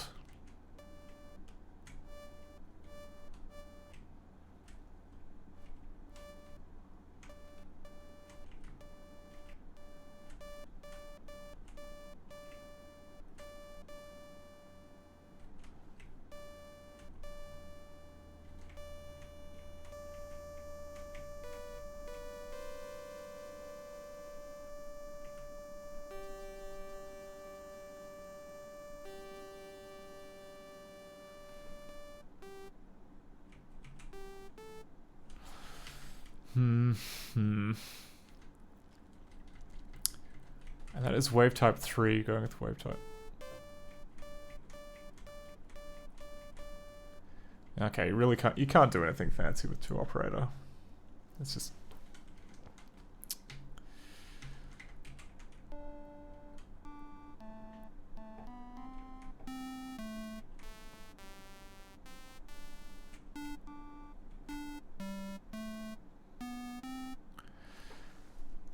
Okay, well, let's make the feedback maximum.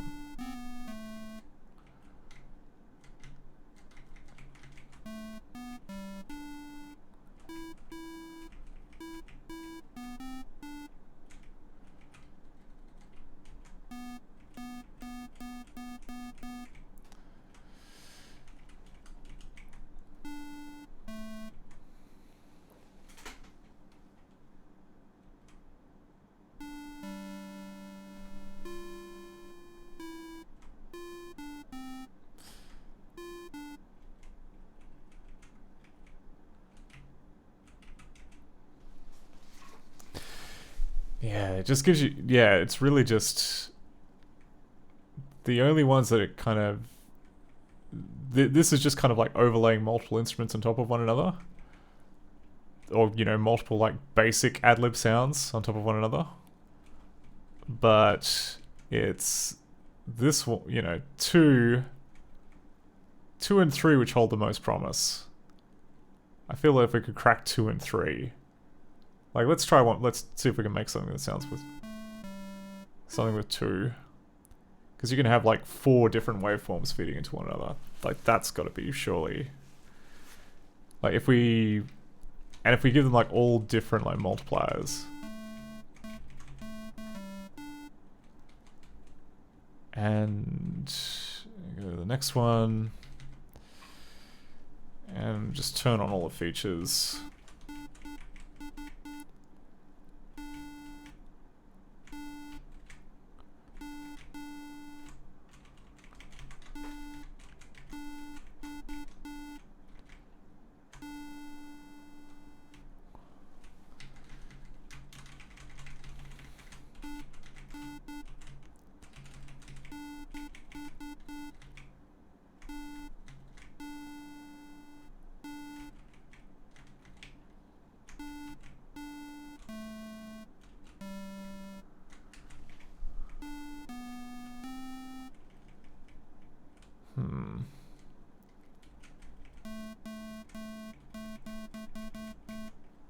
Okay, it all seems...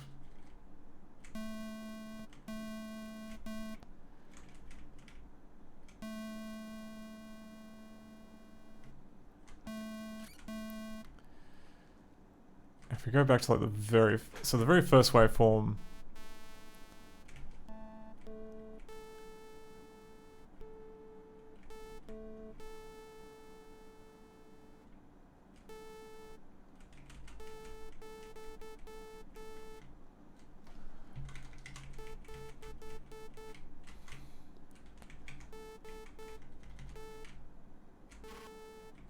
Oh.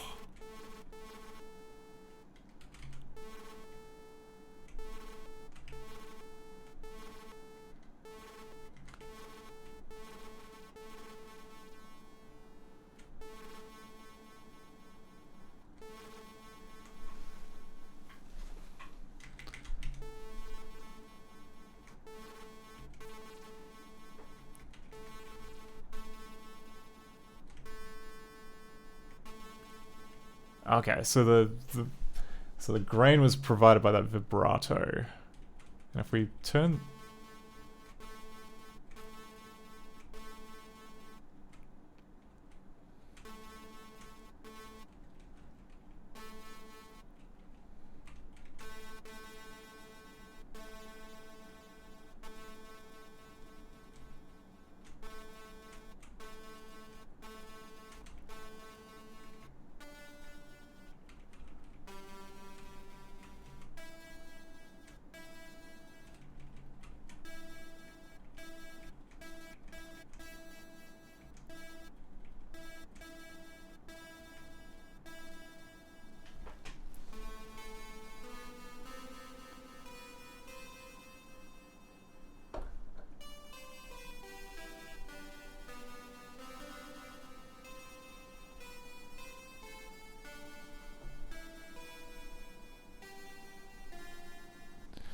That's quite a nice sound.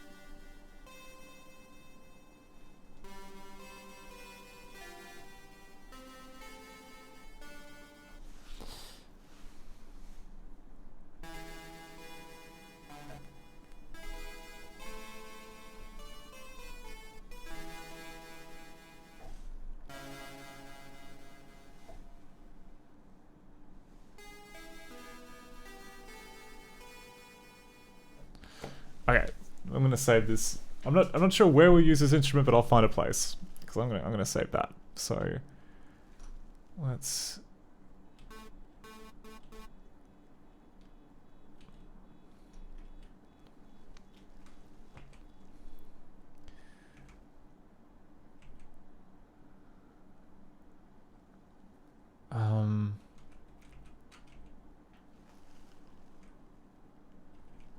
I don't want to screw this up. I'm gonna read the instructions again. Ah!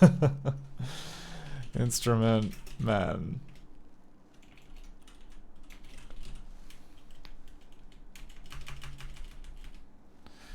Okay, instrument editor, design your instruments.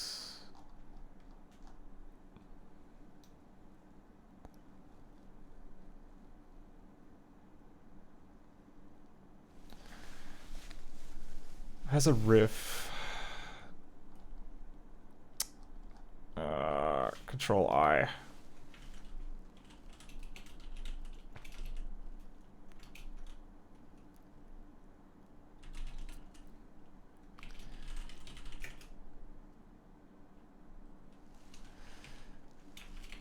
Hang on.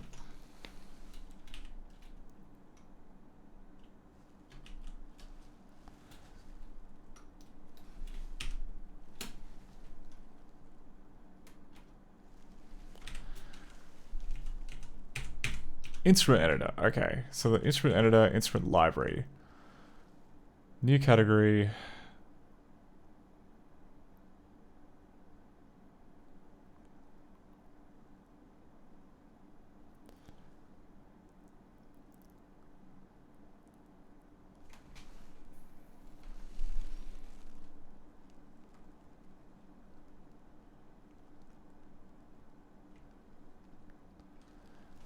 Okay, I think it. All right, so it's Control I, leads, and then I think it's. Is it N? No.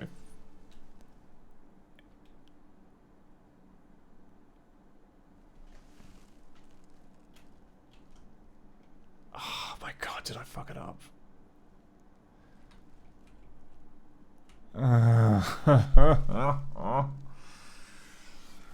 Oh, dang it. Alright.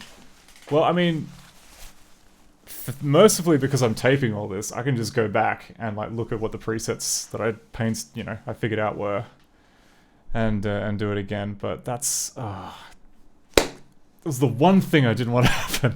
Is I didn't want to like override it like that. That's frustrating.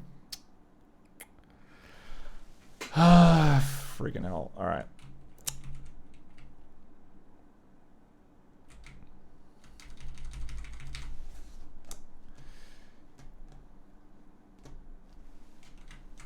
I saw it too, like it's okay. I should have. It was A. A for frigging alter.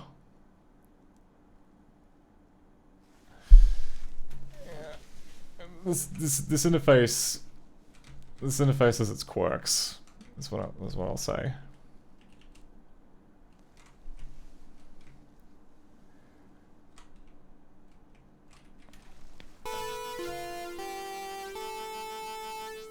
Because yeah, that's.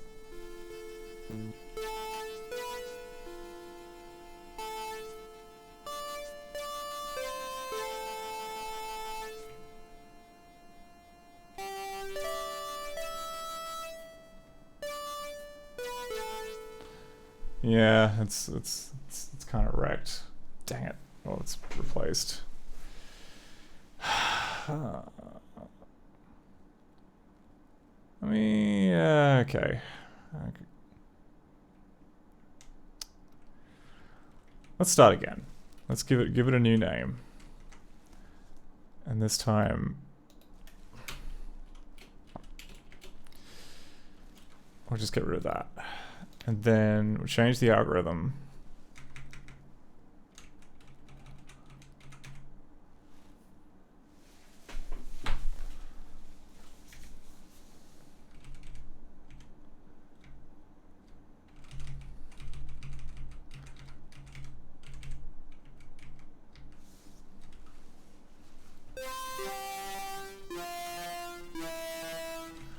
Okay.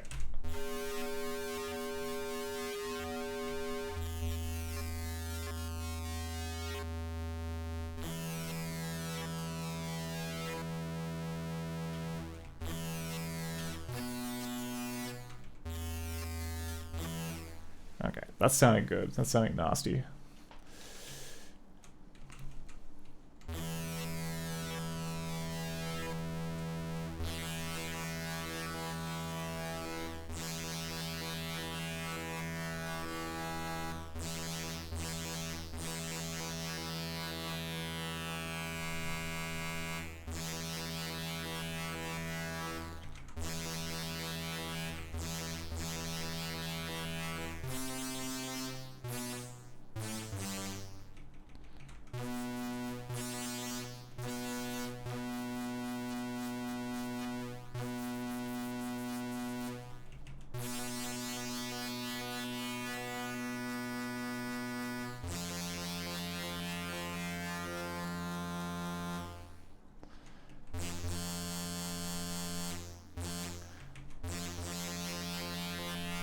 Okay, so it's this decay which kind of gives us a good...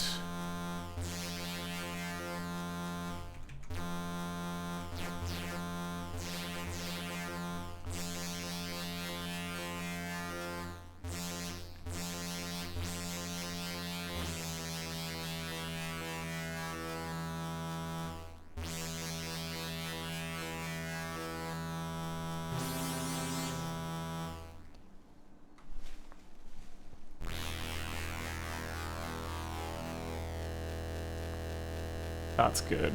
That's the good stuff.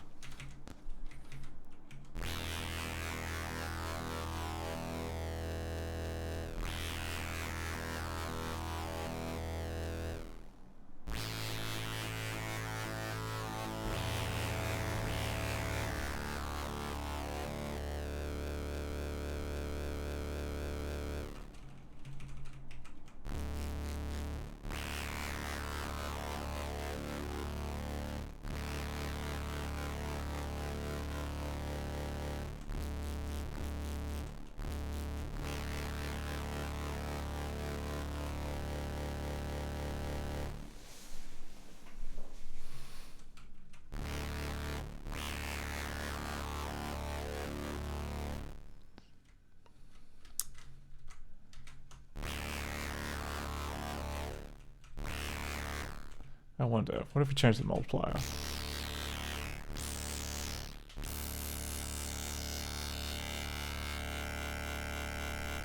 Okay.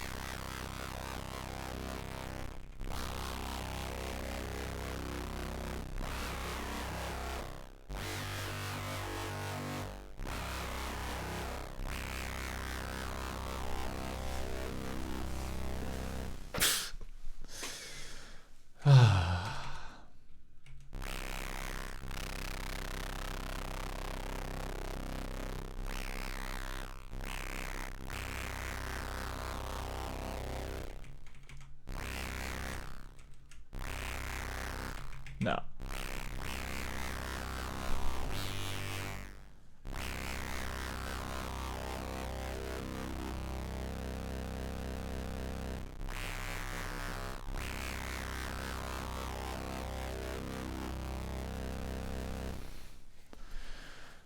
Okay. Say that I was happy with this note. How do I save it without screwing myself?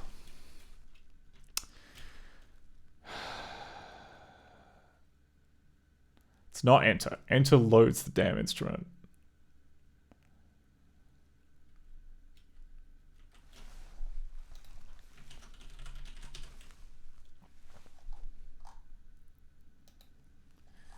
Okay. Bring up the instrument library, press Control I, press N to add a new category or alter an existing category.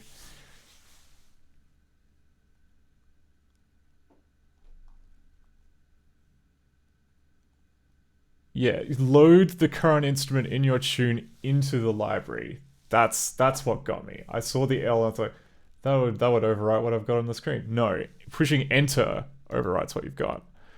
What you actually want to do is hit load because that saves it to the library. God damn it. Oh my god. Alright, so we'll go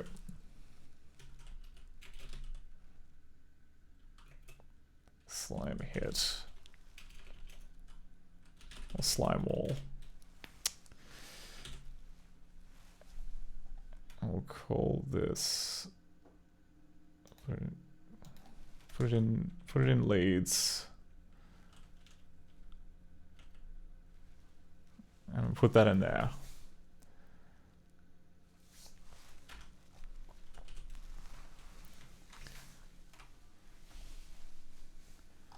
Because then we could do, well, and then like if we were being adventurous on this pattern here,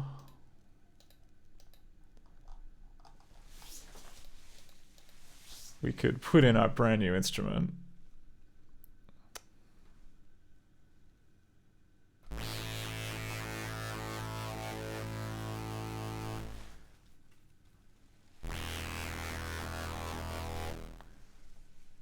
Actually, hang on.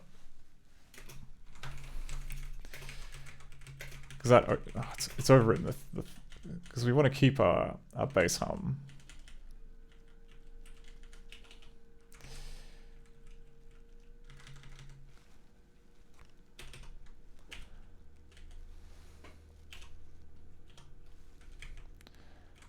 But now we want to, which means, okay, I gotta turn off channel 1. But we want to do that kind of, that slide uppy trick again, but with our slime sound.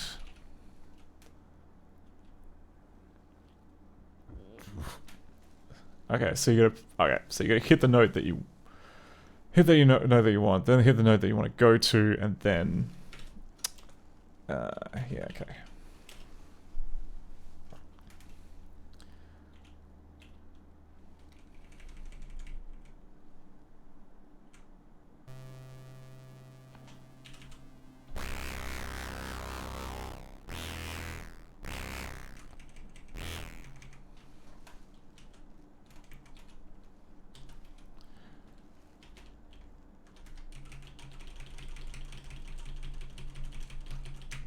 If we do that, then what does it sound like?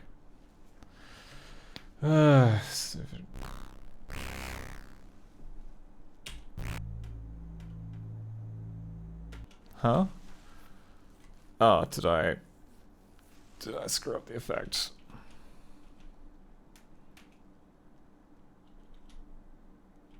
Oh, 301. Okay.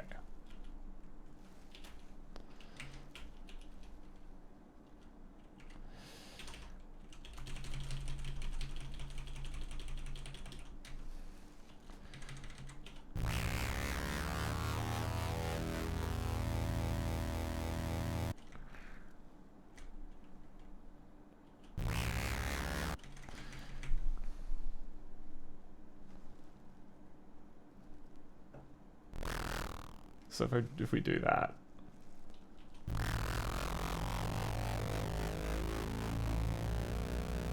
Okay, that rate's maybe a bit too slow. We gotta go like 5.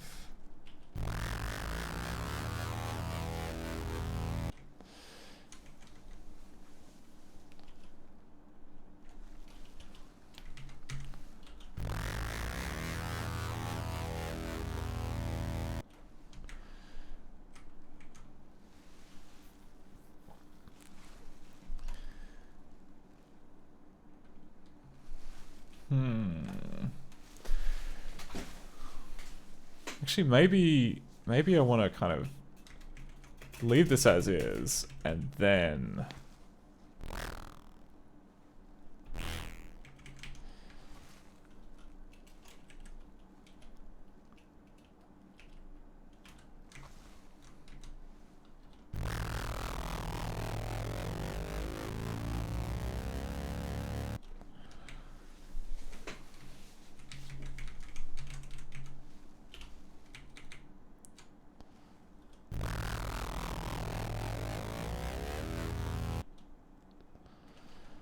in a different channel we have. Oh wait, okay, it's got to be 300, and then about here we just double it up.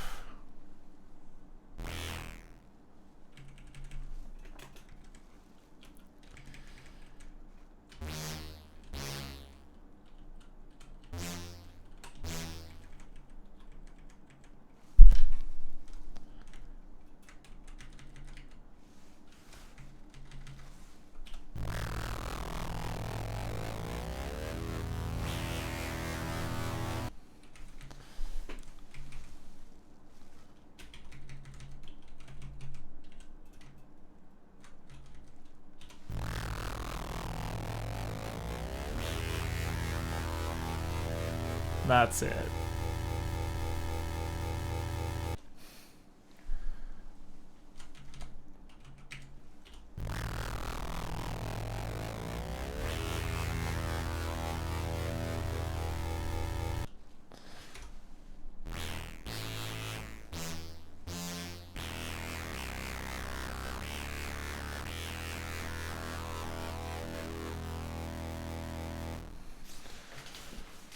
Okay, and that kind of provides like a new kind of bed for the bass note. All right. That's kind of like nice and big and brash, but ideally I just want like something that just kind of sounds like percussion. Like, yeah, we just want some percussion. So maybe, is there any ideas that I can nick from the... How do I open an individual instrument?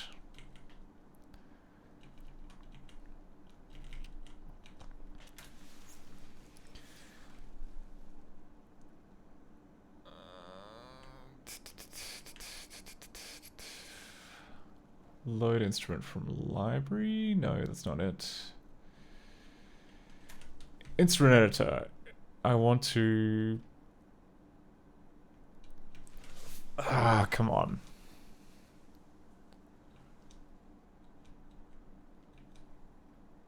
Okay, Control G. That's what I'm after.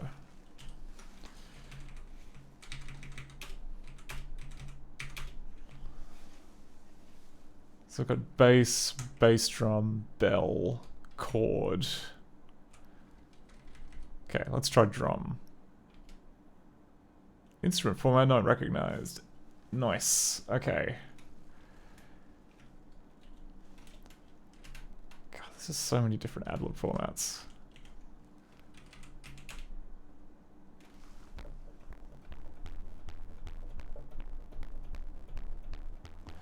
Okay, it's a very farty bass drum kind of sound, but I can do better.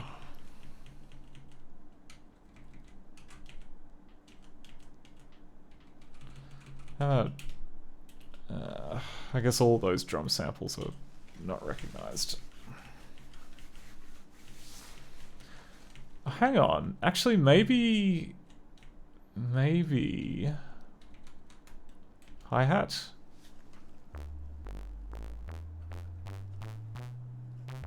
That is not a hi-hat.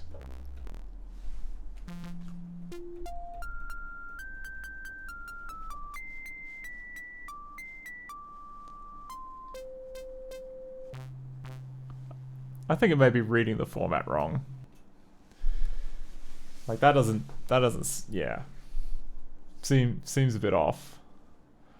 But what we could do is I could open up this other ad-lib tracker. We could look at the instruments from in that and then copy them over to this one, or at least observe the ideas.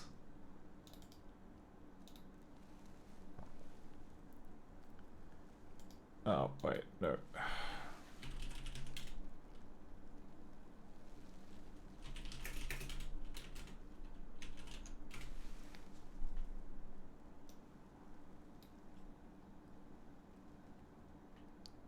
This is the other ad-lib tracker that I had, which looked, not gonna lie, a lot more difficult to use. Okay, I just want to load instruments. General key references.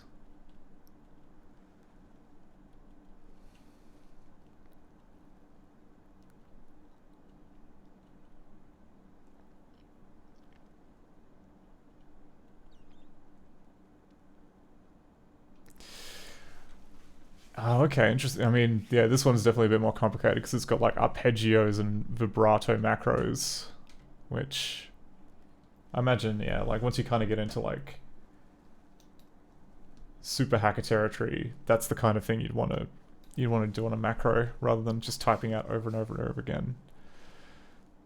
But let's quick load. Tell me about instruments. Toggle instrument control panel. Okay, well, do that. Control I.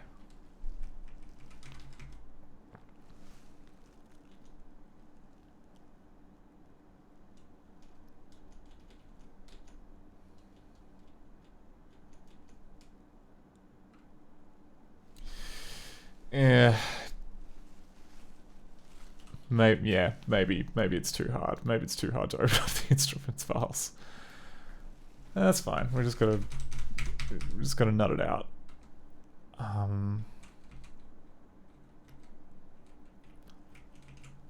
Though something to keep in mind, like they were able to like make something that sounded vaguely like a cymbal crash in ad-lib with just the two operators. So it must be possible.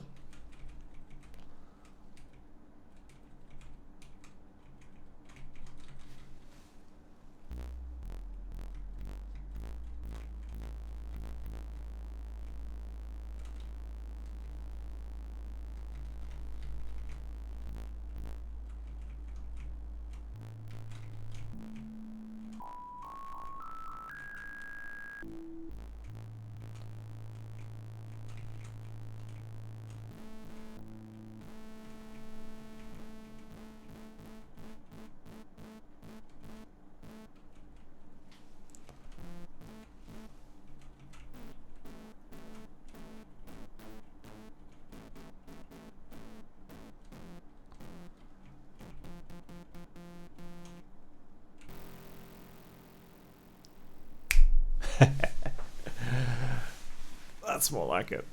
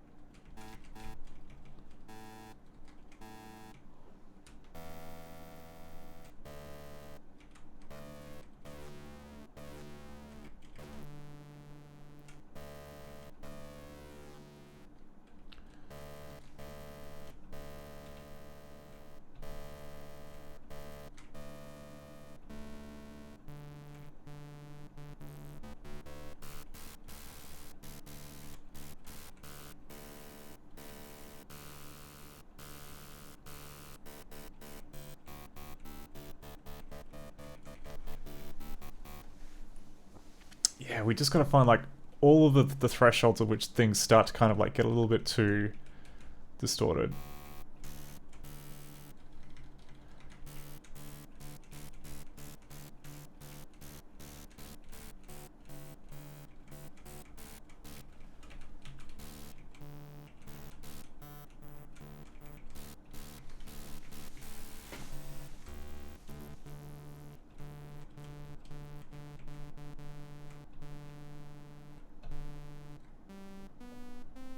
Huh? What happened? How come it,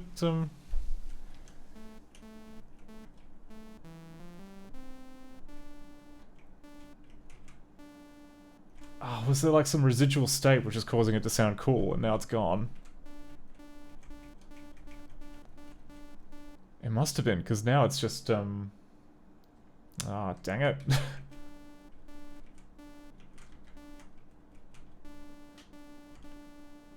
Like, sometimes you can do that. Sometimes you can, like, set the adlib card and set up the adlib card and then it just kind of carries over a piece of state rather than resetting it. I really want to know, like, what thing was cooked now.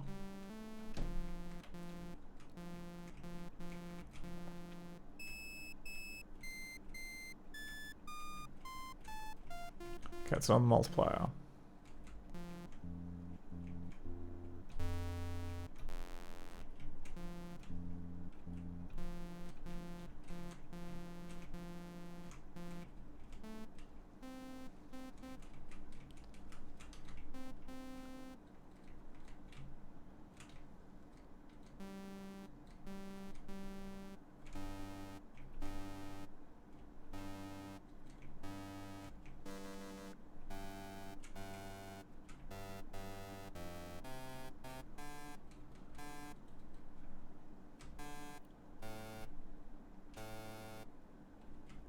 Oh, hang on.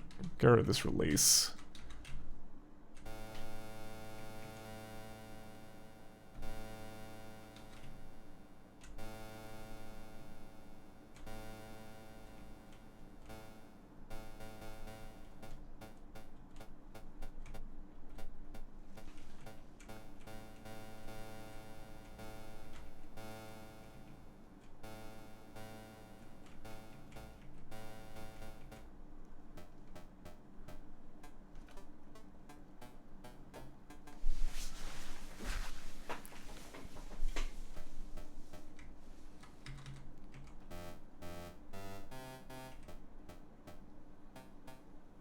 Okay.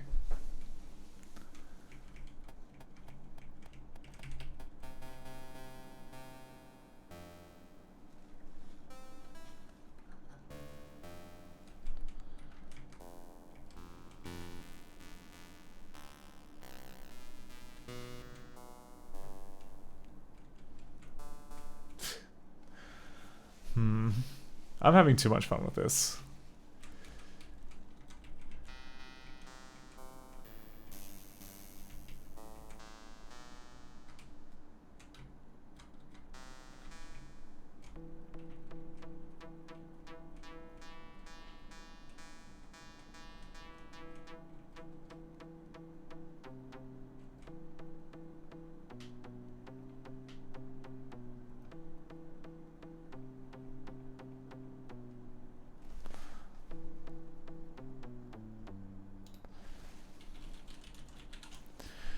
Okay.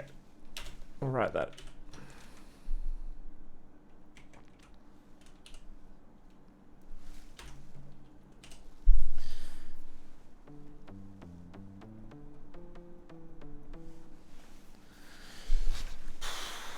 So we were setting out to make like a cool hi-hat and then we ended up making a marimba.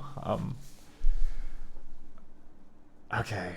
I definitely got to go back to the footage and see how I made that first kind of lead before I wiped it by accident, and then also like that there was like a perfect moment where it's like, wow, this sounds pretty good, it just needs a little bit of tweaking, and then I absolutely ruined it and I turned it into a marimba. Okay, but I think I'm slowly learning how to work this work this crazy thing. It certainly helps to be able to kind of see each of the parameters as numbers, as opposed to like most FM synthesis tools will give you like the weird graph and then a bunch of other numbers.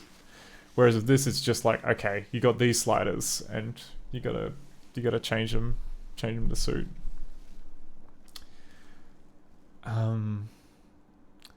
Yeah. Okay. We've been, I don't know how we're gonna.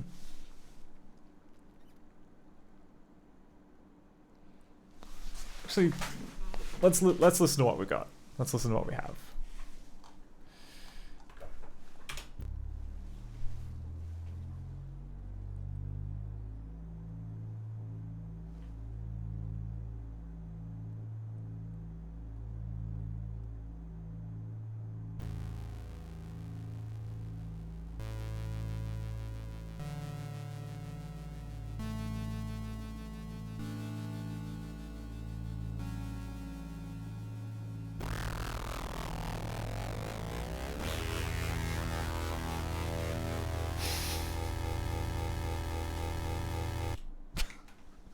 I do like that. Timing's probably going to be changed, but I do like this. Alright. I do like the out of nowhere kind of.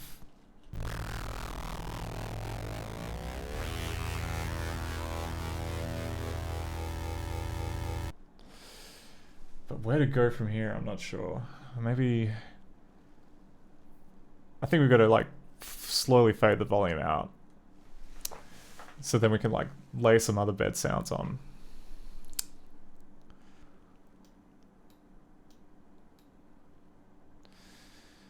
And how do we fade?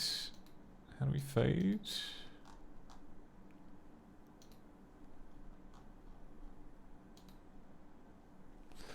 Okay, and then we're just gonna go volume slide.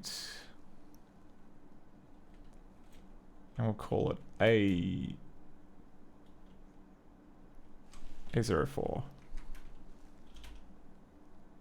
Oh, okay. A04. Copy.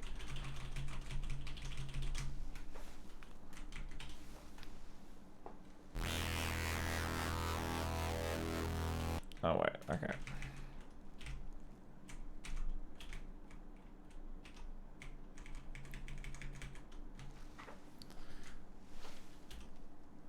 Oh, for fuck. Ah. Oh, I missed it by one. I missed it by one.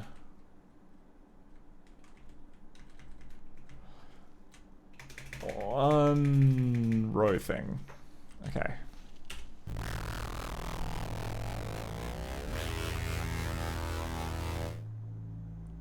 Yeah, okay. That's way too quick.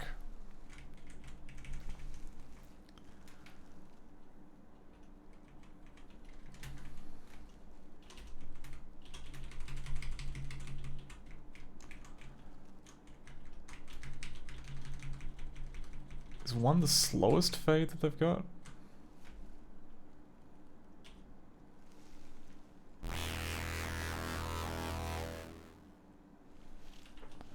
Doesn't feel slow. Really doesn't feel slow.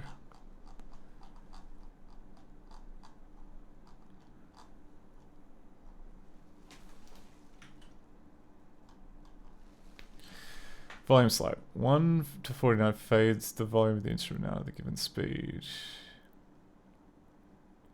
Yeah, fades it down. That's what we want.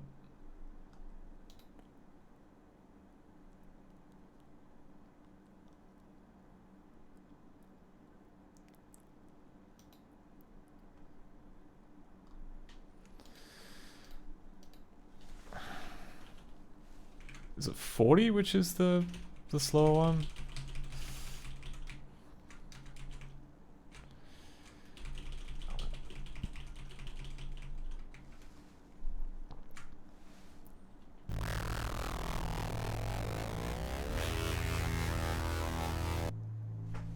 Nope, that's just instantaneous. Oh, come on.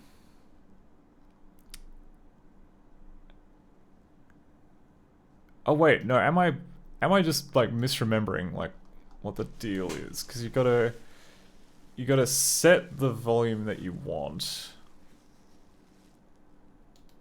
Because like this.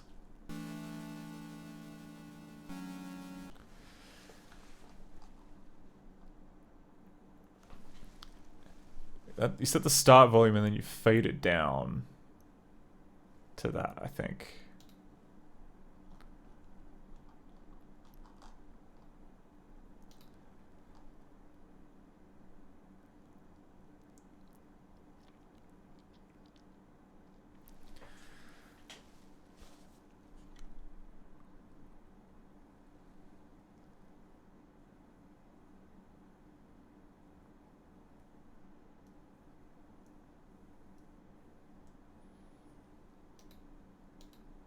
Or is it just a case of like you have to... I don't know. I don't know how it works. I really don't know how it works.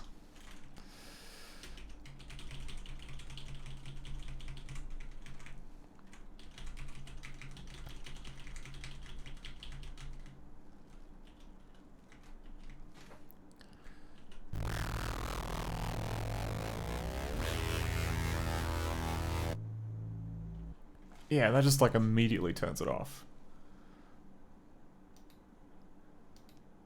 I'm guessing 50 does pretty much the same thing.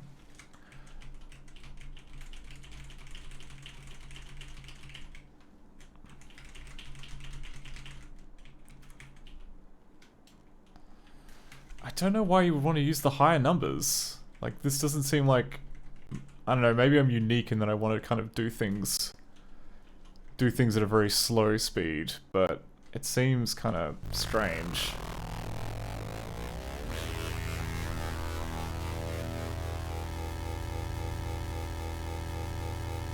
Oh, it's 50. Oh, it's 49 is the one that fades it down. Okay.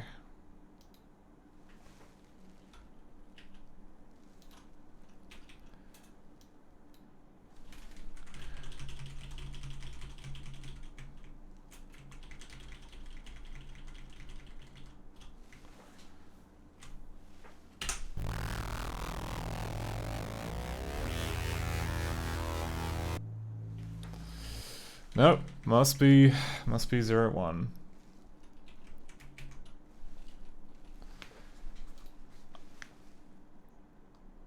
Oh no, actually no, like I'm doing it the bad way. I'm doing it the bad way. I should be just doing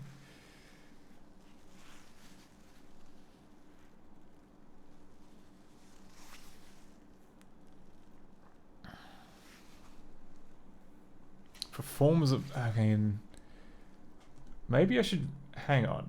Like, there's another option, of course, and that is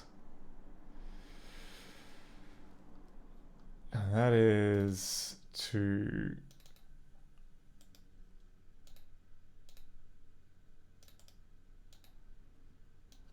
open up the source code for the player and see how it deals with it. Yeah, so we've got like portamento up, portamento down, tone slide, tone volume slide, volume slide. So how is vol slide implemented in code? Like, same deal, it just... Okay, so...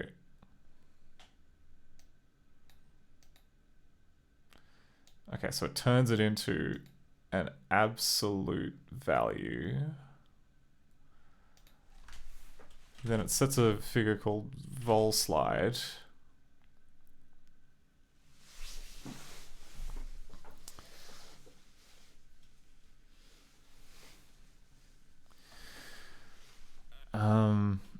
Okay. Right. Oh, I see. So it increments and it decrements the volume by... I get it. So I guess for every single step, it increments or decrements the volume by that much.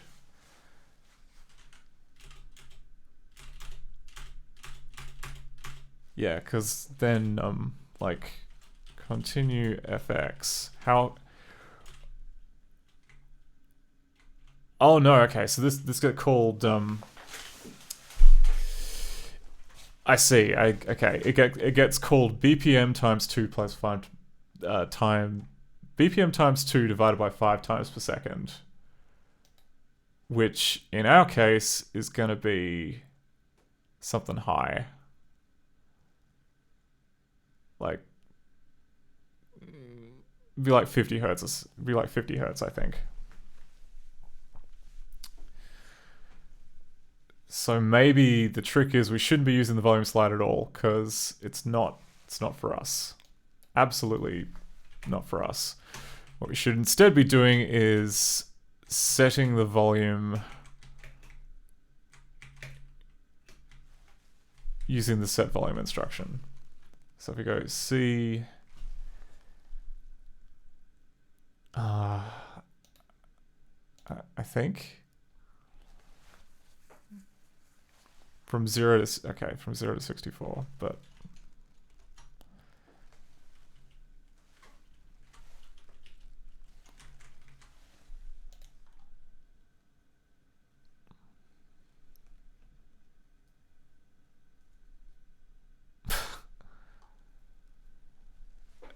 really, I'm like, it's a little frustrating that you, I mean, really? Like, no one has wanted to kind of like fade out over a long period of time before. Am I the only person on Earth who decided that, like, I would like that in my tracker? The ability to fade over a long period of time. Like, that seems a bit weird.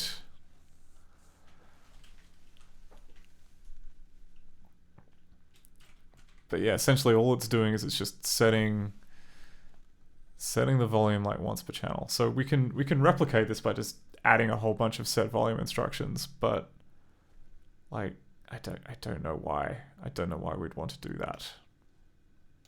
Well, sorry, I mean, like, I can, we can, it will just take forever. So if we go like,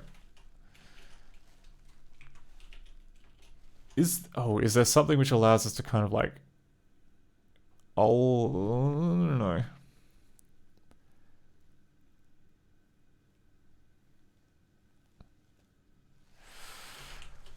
Like if, like, I get that most kind of tracker music is just meant to be kind of like loud and punchy, but like no love for kind of volume slides.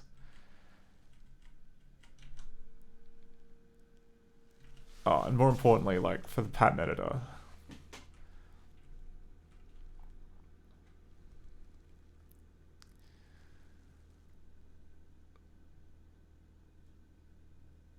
Yeah, okay, so there's decrement octave, decrement speed, paste pattern clip buffer into current pattern.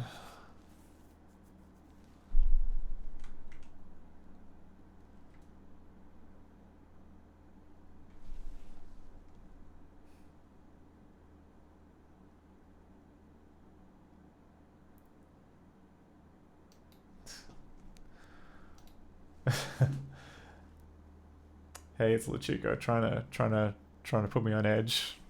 Well, it's working.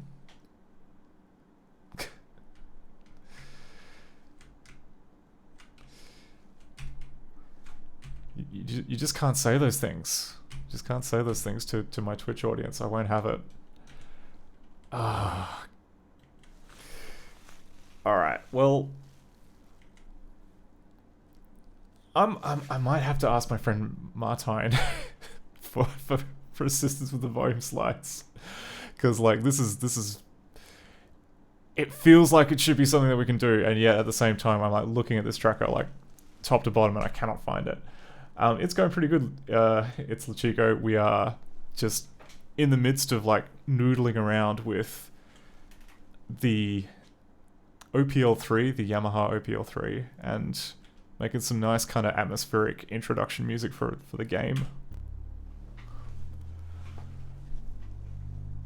So yeah, starting out, got like a nice hum. There were some other good instruments that we made that I managed to wipe, so I'm gonna have to go back to the video and type in all the parameters again.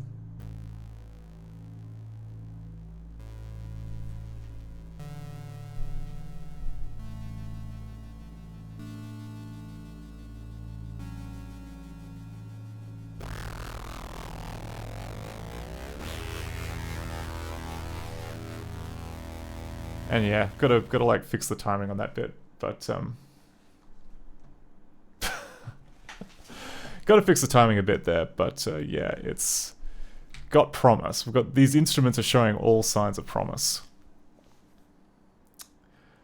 No, I did not make a reality adlib tracker. This is just some tracker software for like putting together music with like the old DOS sound card. But what I have been working on is like an adventure game engine, which is, you know, I've only been working on it for like 2 weeks for this DOS game jam, but it's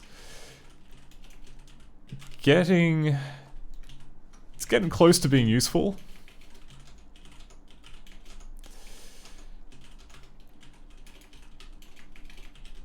So here's like the current test state of it now. We can blitz stuff to the screen, we can render text, and I can like move sprites around. And it's not quite obvious, but you can see like the mouse cursor is animating there. So we've got trails going on because that's just kind of easy to set it out. Oh, and more importantly, like this is all kind of running with, what do you call it? Pretend multi-threading. So the, like, in that instance, there was like one fake thread which was drawing stuff to the screen and another one which was manipulating the PC speaker. So, yeah, like this is, I don't know, the aim is like to make as much kind of stuff in, yeah, the aim is to make like all the game bits in Lua and then like just have like a thin C layer for doing stuff like drawing graphics and sound and such. And yeah, I was just kind of like going on, you know, this stream is mostly just me messing around with the music because I'd spent like a ton of time doing a really painful, trying to fix something really painful, and I was like, okay, need a change of pace, need something that is not just, you know, hitting C with a big wrench, because there is such a thing as too much of hitting C with a big wrench for your sanity. So I think, yeah, so we're just trying to make some kind of fun little samples here with the adlib tracker. So, and I need another instrument. Like, we'll make one more instrument, then we might call it a night for the stream. So we've got our lead, which is quite nice. We've got our bass hum, which is good for kind of like background ambience. We have this horrible thing, which I'm very happy with. This kind of like low-key marimba sound.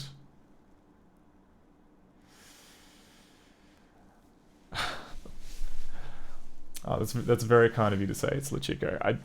I honestly, this I wouldn't say that, like, I don't know, like I am kind of like making up a lot of this as I go along. And I don't know, like the DOS stuff, it helps that there's like a lot of people who have like previously made junk on DOS, and I can very liberally like borrow from their ideas. And like in terms of like the game engine itself, like I have been like looking through like the Grim Fandango source code to yeah, get ideas on like how to do the API and stuff for that. So hopefully by next week I'll have like some actual in-game stuff to demo, and we can maybe like work a little bit on that functionality. Hey Kinnikos Dragon, yes, we're just like we're just trying to learn how to use this wonderful adlib tracker software. And yeah, if you've missed what we've got already. Wow, got a raid. Hey everyone, hey Kyle and Era, good to see you. We're just in the middle of like messing around with reality adlib tracker. So here's what we've got so far. It's basically, sorry, to give a little bit more context, we're trying to make some music for an adventure game that we're putting together for this DOS game jam. And yeah, I'm taking a break from like working on the engine stuff and just doing some nice ambient music like this.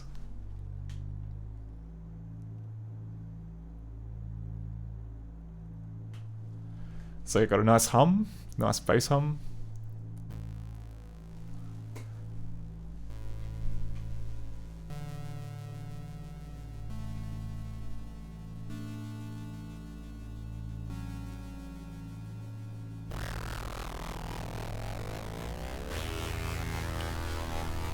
All monitored systems are functioning. And that's as far as we got. Thank you very much for the follow, Calamity Nolan. Good to see you. Yeah, so like normally, actually, yeah, normally on this stream I work on ScumVM, or rather, like I work on ScumVM's director support, but this month, because yeah, the DOS game jam came up, and I've always wanted to do something in DOS. I'm just taking a little bit of a break, and doing stuff like that. But I'm really liking how in reality, I don't know, the interface on this is kind of like it's got me a few times. I've managed to like make something really cool and then immediately destroy it like seconds later. I am gonna like go back through the footage to find some of the instruments that I made and then accidentally destroyed. But the nice thing though is that with this software you get access to like all of the OPL3 waveforms and algorithms. So it's not just AdLib. So you're getting, this is like Sound Blaster 16, Sound Blaster All-32 territory, and it gives you so much more texture. Oh my god, like when you can, and like the diagrams I keep coming back to. So like with AdLib, you had like two algorithms. You had this one, and you had this one, which had like a modulator on it, and that's why it kind of and for waveforms, you just get like sine, half sine, and like two variants of that. Like you get, and that's kind of why all of the old AdLib instruments just sound very they sound very kind of like reedy and tinny or farty, because they're all just variants of this. But OPL3, you're spoiled for choice. You're given like all of these, you're given like weird modulations of sine waves, you're given a big old square wave, you're given this crazy thing, you're given, and more importantly, you're able to chain some of those algorithms together so you can get like multiple modulation steps coming into each other. You can add some more texture, you can add some more depth to it. Yeah, absolutely, Kinnikos Dragon, we are trying to use the 4-up voices because that's kind of, I feel, where it starts to sound less like traditional AdLib music, and it just starts to have more character, more flavor to it and such. But yeah, we can so if we go back to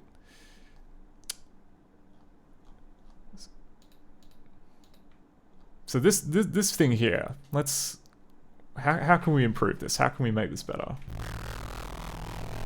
Well,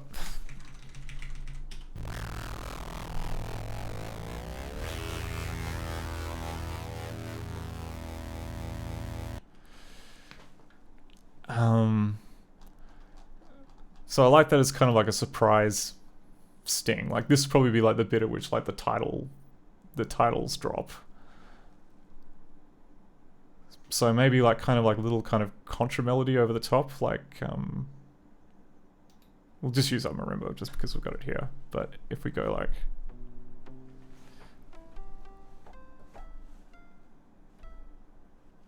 so like,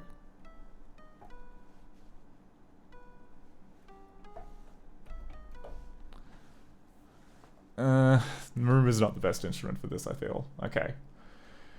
Gonna make another, new instrument, brand new. What are we gonna do? So to start with, let's pick a cool algorithm. We'll pick,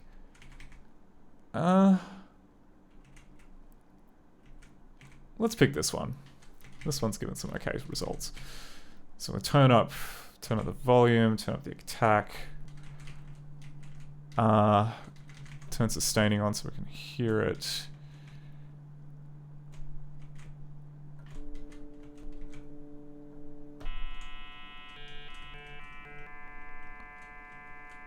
Oh.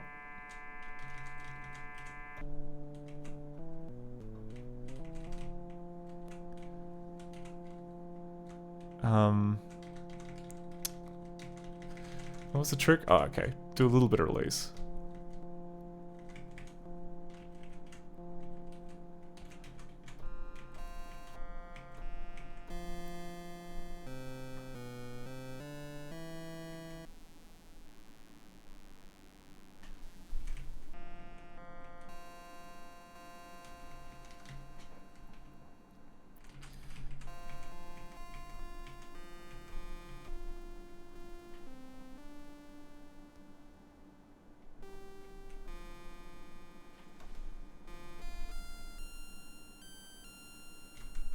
Because this one we want... This instrument I want is like, it's going to be high pitched. It's going to be kind of like a nice kind of like tinkly sort of high pitched sound. I'm just going to figure out how to do it. Oh, Kinnikos Dragon says, my only experience with OPL was Scream Tracker 3, but Schism Tracker lets you do that and also use OPL3 waveforms and voices. I didn't know that Schism Tracker had like OPL support in it. I just thought it was a sample one. And when you start to use 4-up, it sounds more like Mega Drive. Yeah, love Mega Drive. Be nice without such obvious stepping, but that's just FM. Yes, fair enough. Oh, and Kinnikos Dragon says, figuring out 2-up is confusing enough as it is. 4-up is a little nightmare to me right now. I mean, I was saying earlier that I own a DX7, which gives you 32 algorithms with like 6 operators, I think, like just shuffle between them. That is decision paralysis right there. Like, leaving aside how kind of difficult it is to program if you don't have like a MIDI hookup, which allows you to shunt patches and stuff to it. I don't have it here, unfortunately. I've lent it to a friend, otherwise I would show it off. But yeah, I do kind of like how at worst you have 6 choices for algorithm instead of 32, because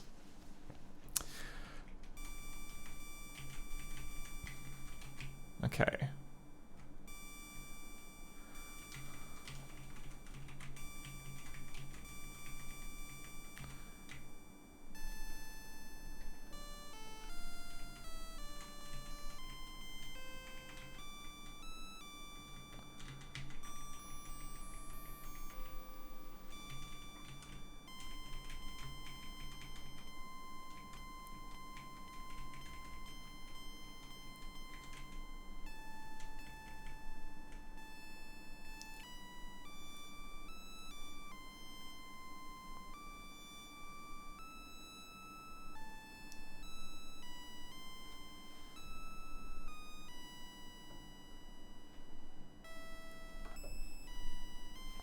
That's alright.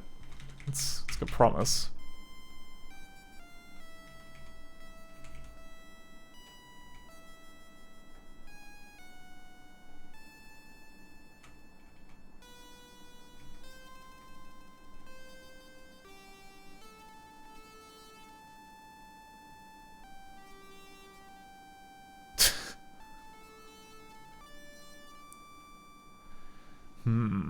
I think I gotta put some decay on here.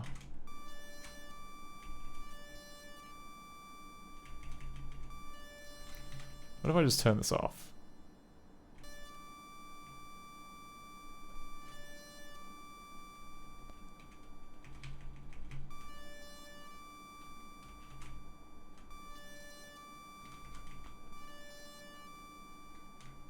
Where is that carrier coming from? Like, where's the...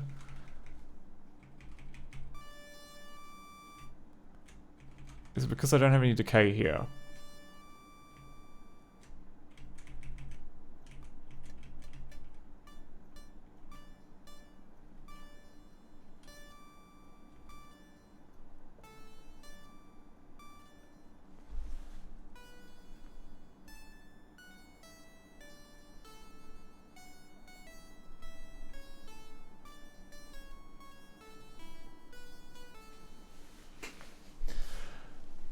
Kiniko says, I was using Schism Tracker to cover a song off Zealot, but I never fully finished the idea of the cover. It was supposed to be a juxtaposition of the original DOS song with a sampled remix in the same S3M and going at the same time together. I'm just... Honestly, my mind is blown. I did not know that you could... Oh wait, I don't know. I was about to say, like, I didn't know that you could, like, store ad-lib music in, what's it called? Schism Tracker format. Oh, no worries, Kyle and Era 13. Lovely to have you on board, but completely understand raiding and running.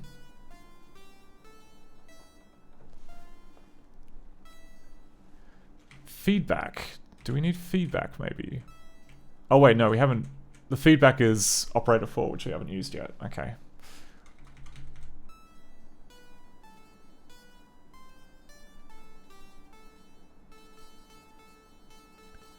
I like how this sounds different every time you hit the note. That is kind of interesting.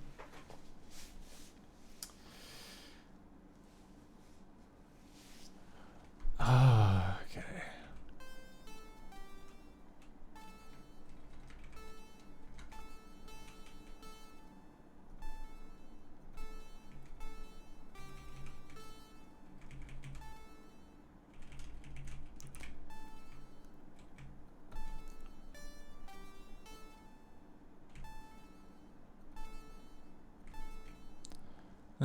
Okay.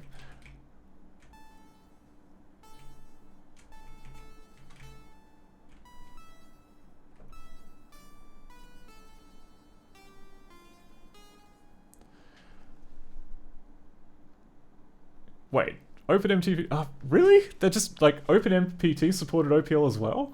I swear, like I've used all these tools and it never occurred to me that any of them supported FM synth. Like I just assumed that it was like, I don't know, maybe like there was like deflect mask, which is that all-purpose kind of FM chiptune kind of tracker, and then specialty tools like this. But I did not know that like all of the mod tools had it as well. That's kind of cool.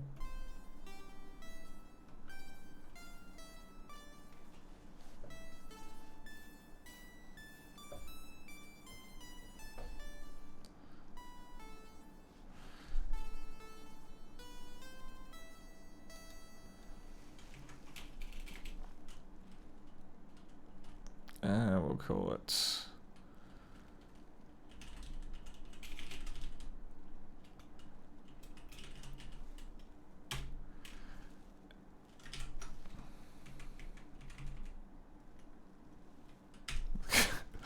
Yeah, the thing that kept getting me is that like to save something in the instrument library, you push L to load it in there, and if you hit enter, that will wipe out your work. Because you know. But hey, that's not a mistake I'm going to make again. Well, for like the third time. Yeah. Okay, so... So if you like, think of the timing of this.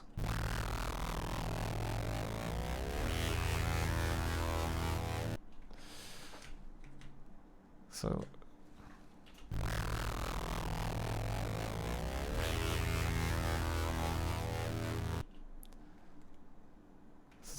It's about here. And yeah, we're not using kind of exact time codes or anything. It's meant to kind of sound sprawling and disorganized. So no point measuring how many ticks or whatever that we've got. So to prevent it from wiping that out, I'll turn that MIDI channel off. We'll do it in MIDI channel 4.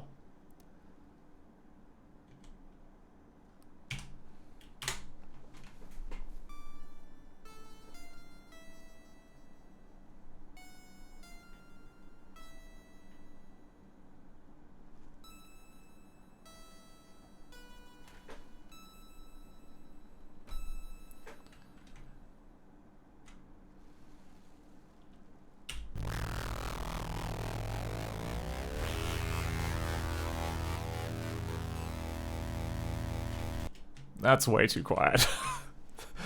That's not gonna win.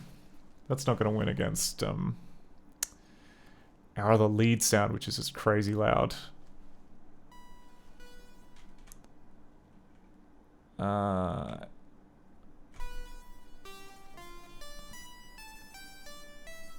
Okay, that's better.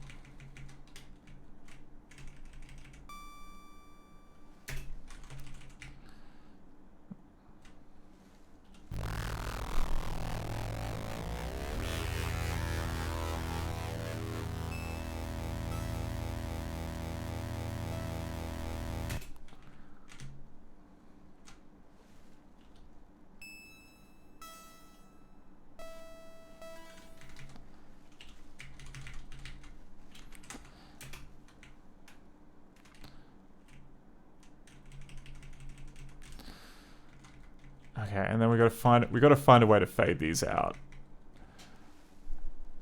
And like the thing I was getting caught up on is that there is like a volume slide feature.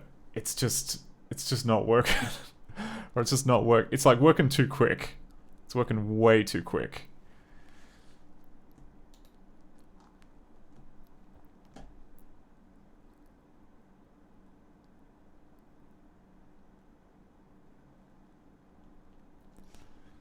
But then again, I think it, yeah, like just because like if we switch back here, that's a pitch shift, and then in here we do this, which is like a very gradual. I'm not sure if that's a, yeah, like it.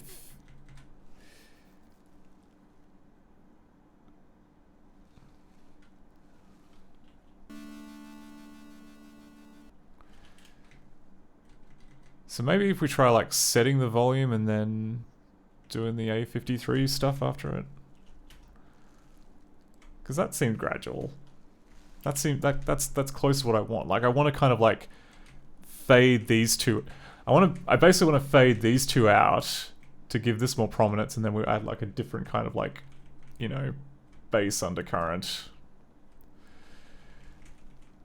But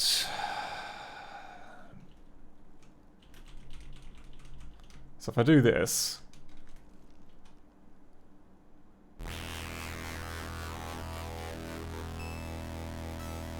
okay, that won't do anything because I put it in the wrong column. And I put them, so if I put them all in here,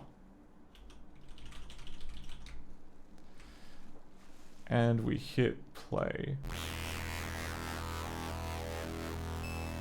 yeah, it doesn't do anything. It just doesn't do anything. By contrast though, if I were to go like C90, C80, C70, C60,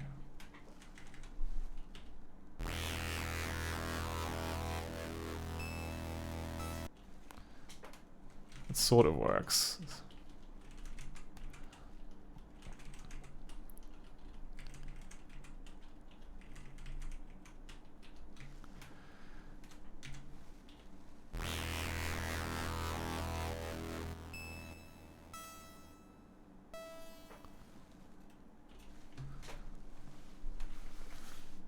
Do the first... Okay, maybe... Yeah, like, because the docs actually say it's from 0 to 64, so maybe the higher volumes don't do anything.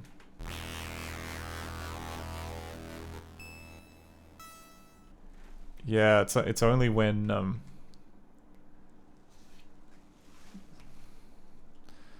So if I go 64, 60, 56, 52... 48, 44, 40.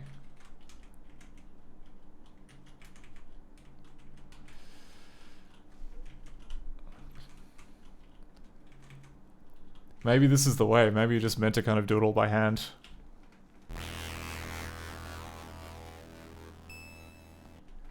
Okay, so...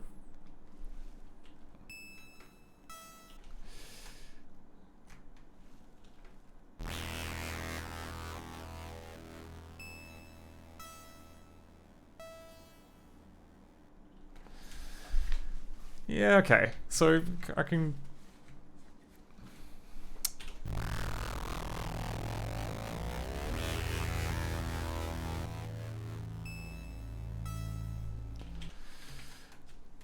Alright, let's go real gradual.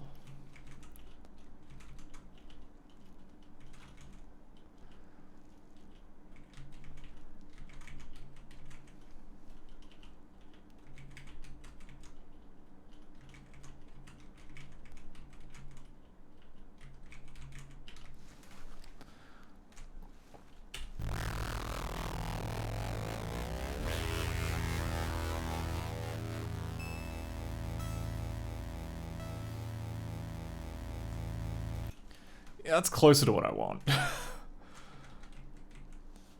If we were to select all these and copy these to the coffee buffer, and then pop that under here. Actually, we'll just pop that here.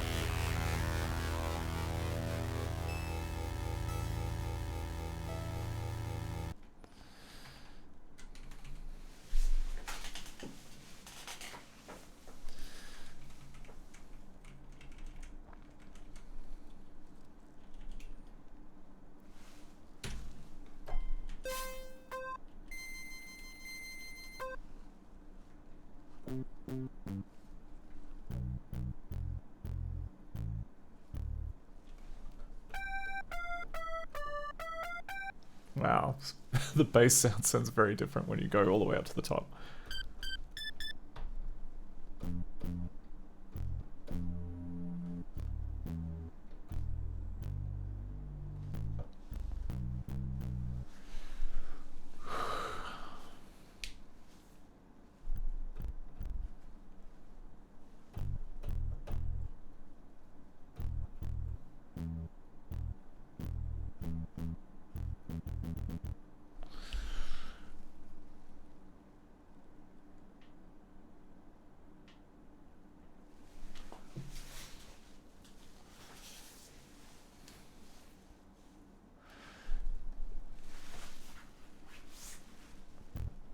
Maybe, okay, maybe I want to, I want to start from space base, but I want to kind of add a little bit more rough, edge, a little bit more noise.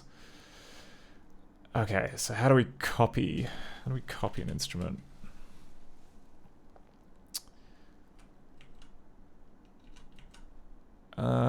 Copy current instrument into the current, okay, F3. I can remember F3. So F3, then we go to here and paste, and we'll call this low crash.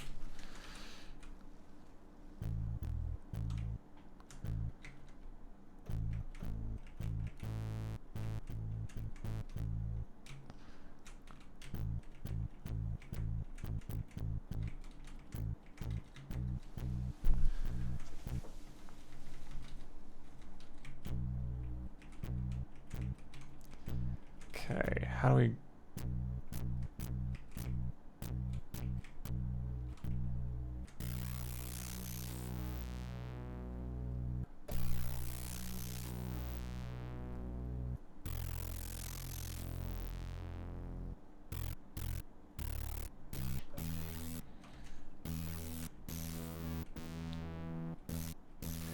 Yeah, because like all the cool kind of noise happens when you go, like, when you overdrive the modulator so much that it kind of wraps around and starts causing clipping.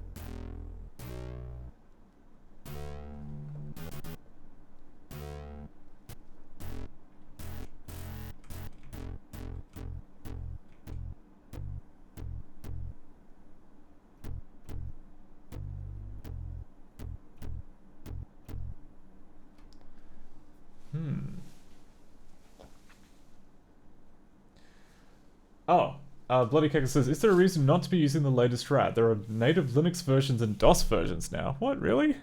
Am I not using the latest one? I thought I... Like, I'm visiting the official Reality Adlib Tracker website, and... yeah, I got the one that was from here. Is there a newer one?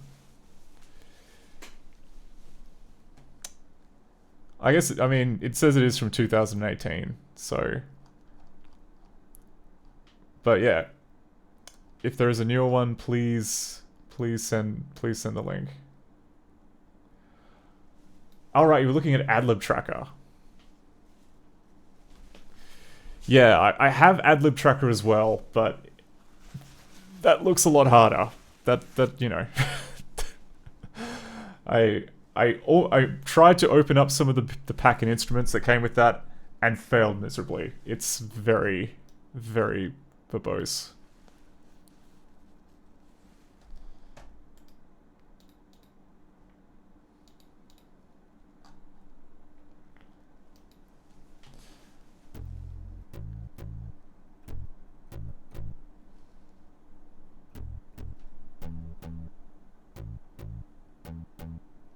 Okay, we're not going to call this low crash, we're going to call this...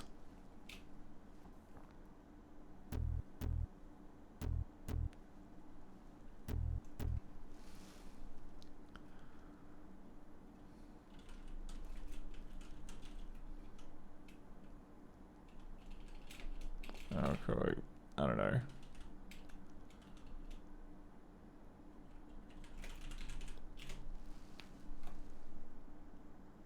Did I already call instrument space base? I probably did. No, I didn't. Oh no, I did. I did call I literally called the other one space base. I can't call this one. Okay, we'll call this like...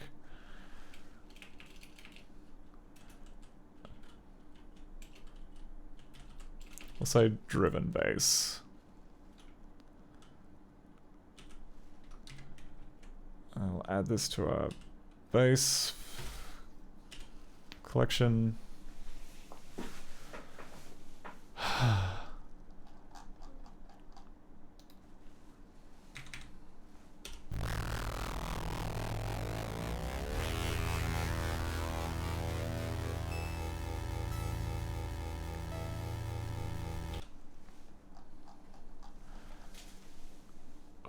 There is another thing we could do, which is we could add a third one of those. So if I move this over here,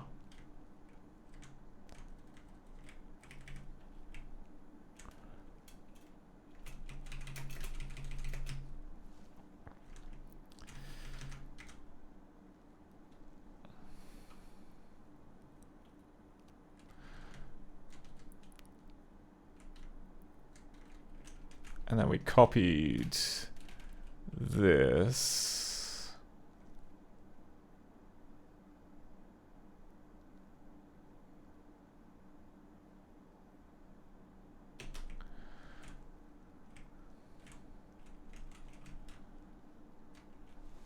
And then at about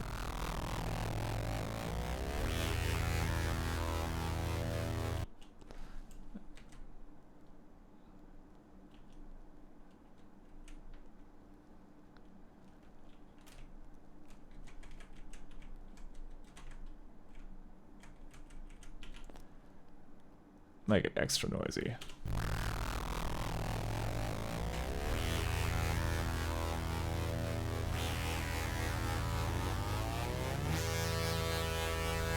Okay, maybe that's a bit too much.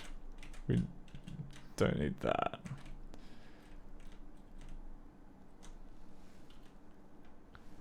Because, hang on.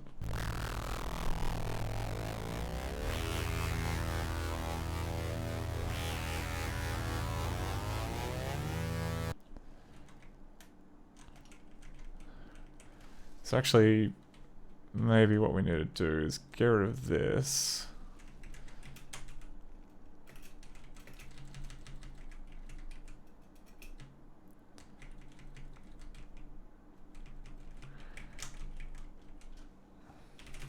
grab that. Suck that in here. And then copy this all the way over here. And make that 3.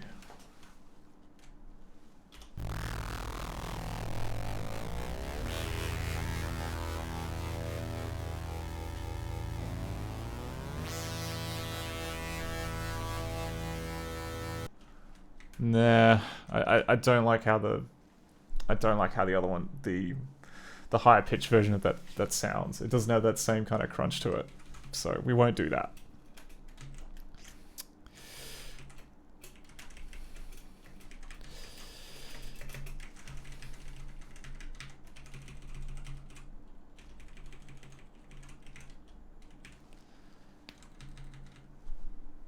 Is that still in the right spot, or did I?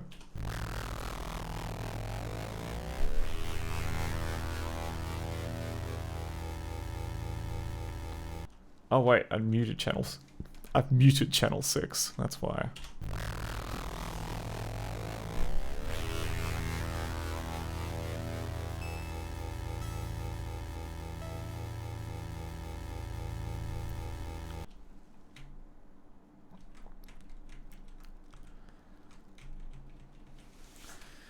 Does it sound better if we double track it?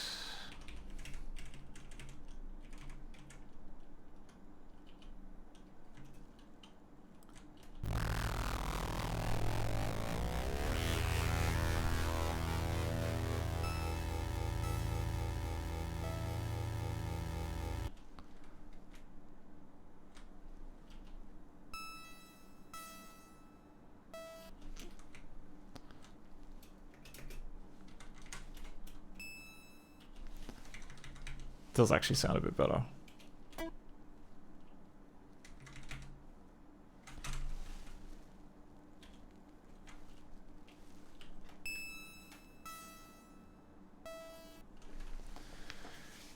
Okay, well, ooh.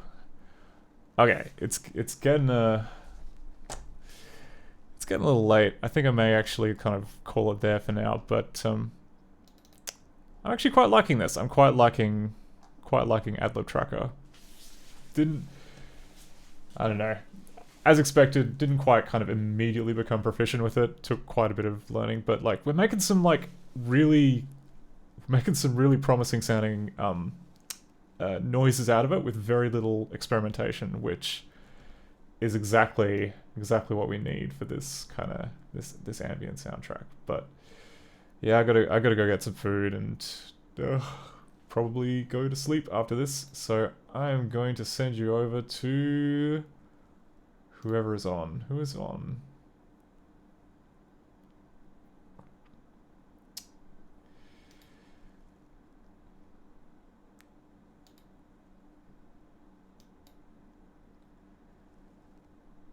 Okay, Absurdity is playing what looks to be like an old Ultima game, so that'll do. That's vaguely DOS related.